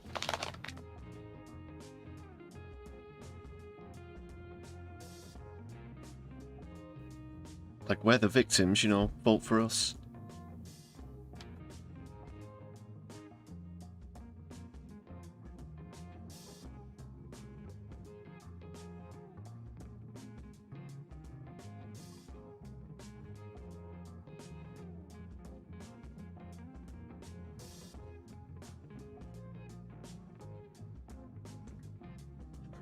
Just looking at a few comments in the chat. The Chucklevision Song Contest, hosted by Tinchy Strider.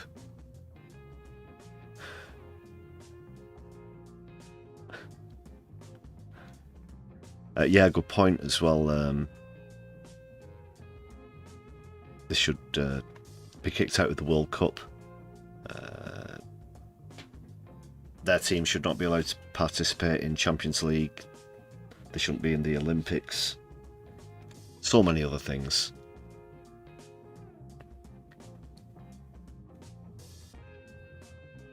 In fact, they had a dramatic international match with Italy the other day against Italy. With a very late winner for Italy, winning 5-4. At one point, I think Italy were 3-1 up and Israel managed to pull it back, and then obviously anyone with good conscience would have wanted Italy to win. They left it late, but you might have seen a meme about that. With the there's the guy on the right with the different expressions as for each time a goal was scored.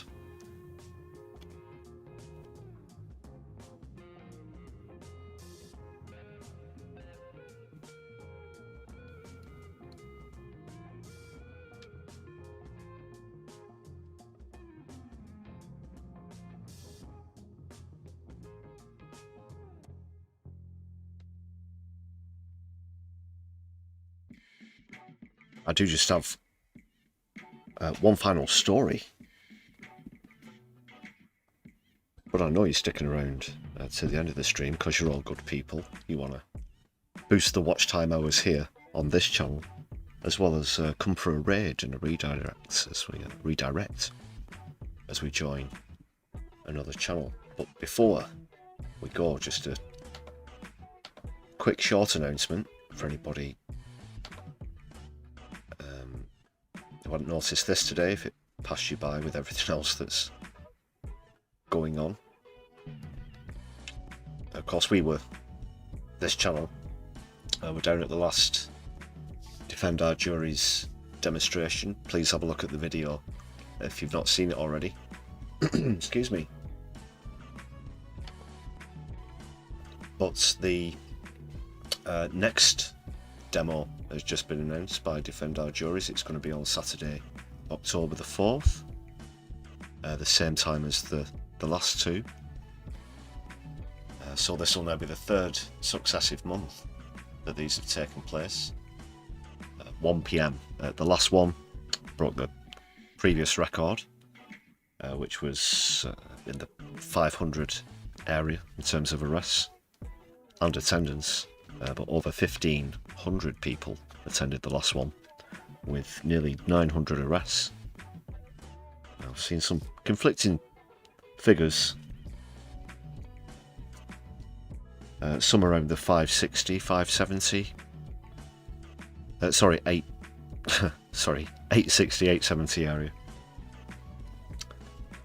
But more or less 900.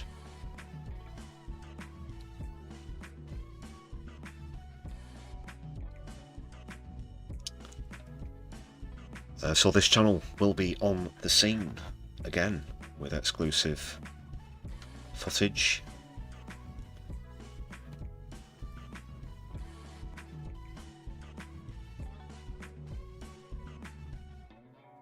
This is turning into quite a campaign, people.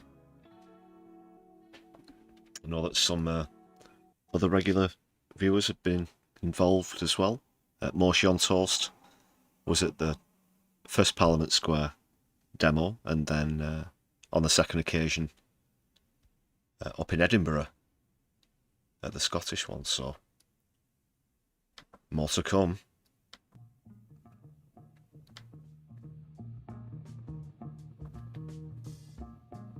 Yeah, I got grappled a bit by the po-po at the last one, and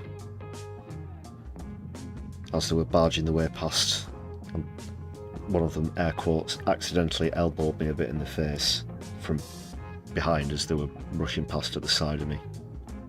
Probably with a 90-year-old with a walking stick, I don't know. I didn't have the opportunity to check that one out. I was too busy making sure I wasn't bleeding from the face.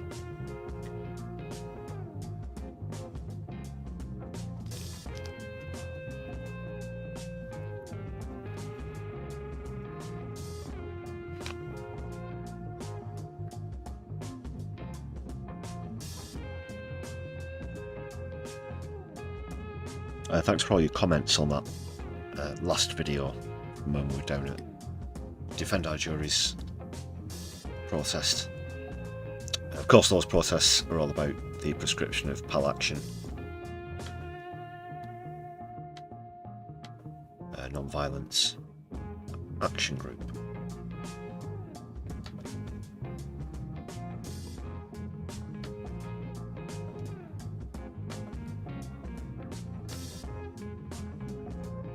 Can you dig it? Can you dig it?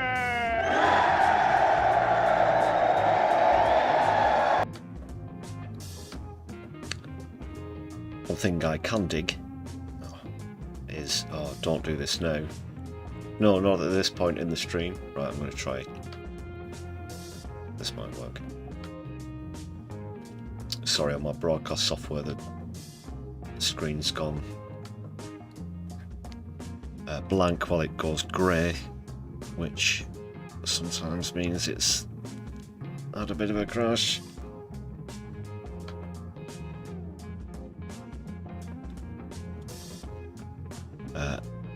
Apologies as well, I think I might have missed a gifted membership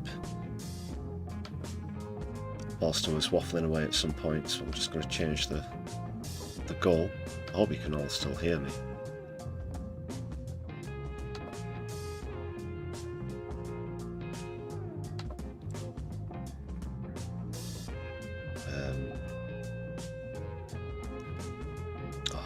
Right, fuck it. You're going to have to give me 30 seconds, people. That is, if you can hear me. Just let me do a very quick reset.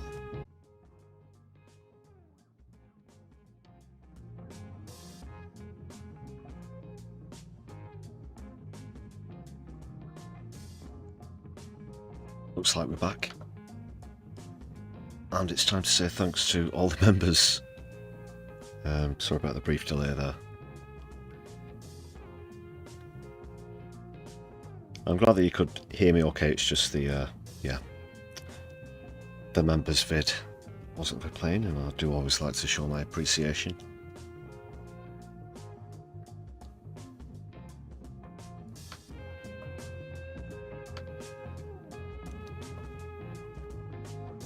Where we're going to raid to remains to be seen.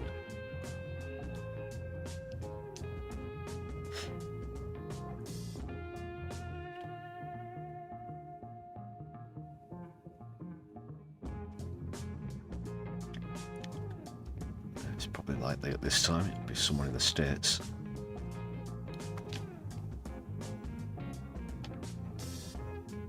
Let's get the chat back on for you, Dan.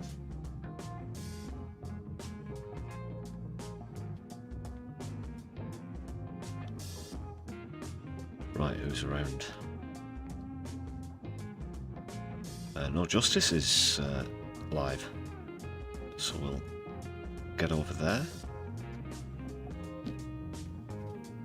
could be towards the end of their stream as we arrive, but please do make sure that you hit thumbs up and give us a shout out when we get there. So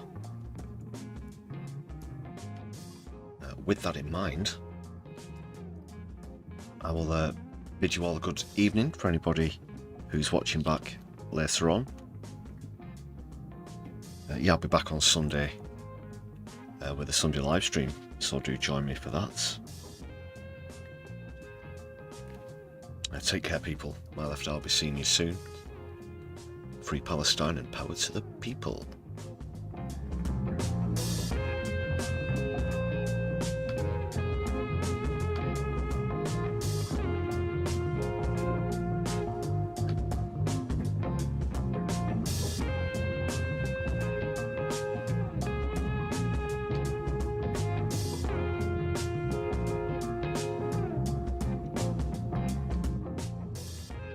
I'll just come back on very quickly to say thanks for that super chat there, Graham. Solidarity. I really do appreciate that. Nice one. Big up Graham in the chat, people.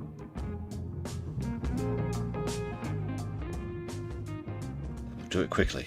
There are just a few seconds remaining. Good night, everybody.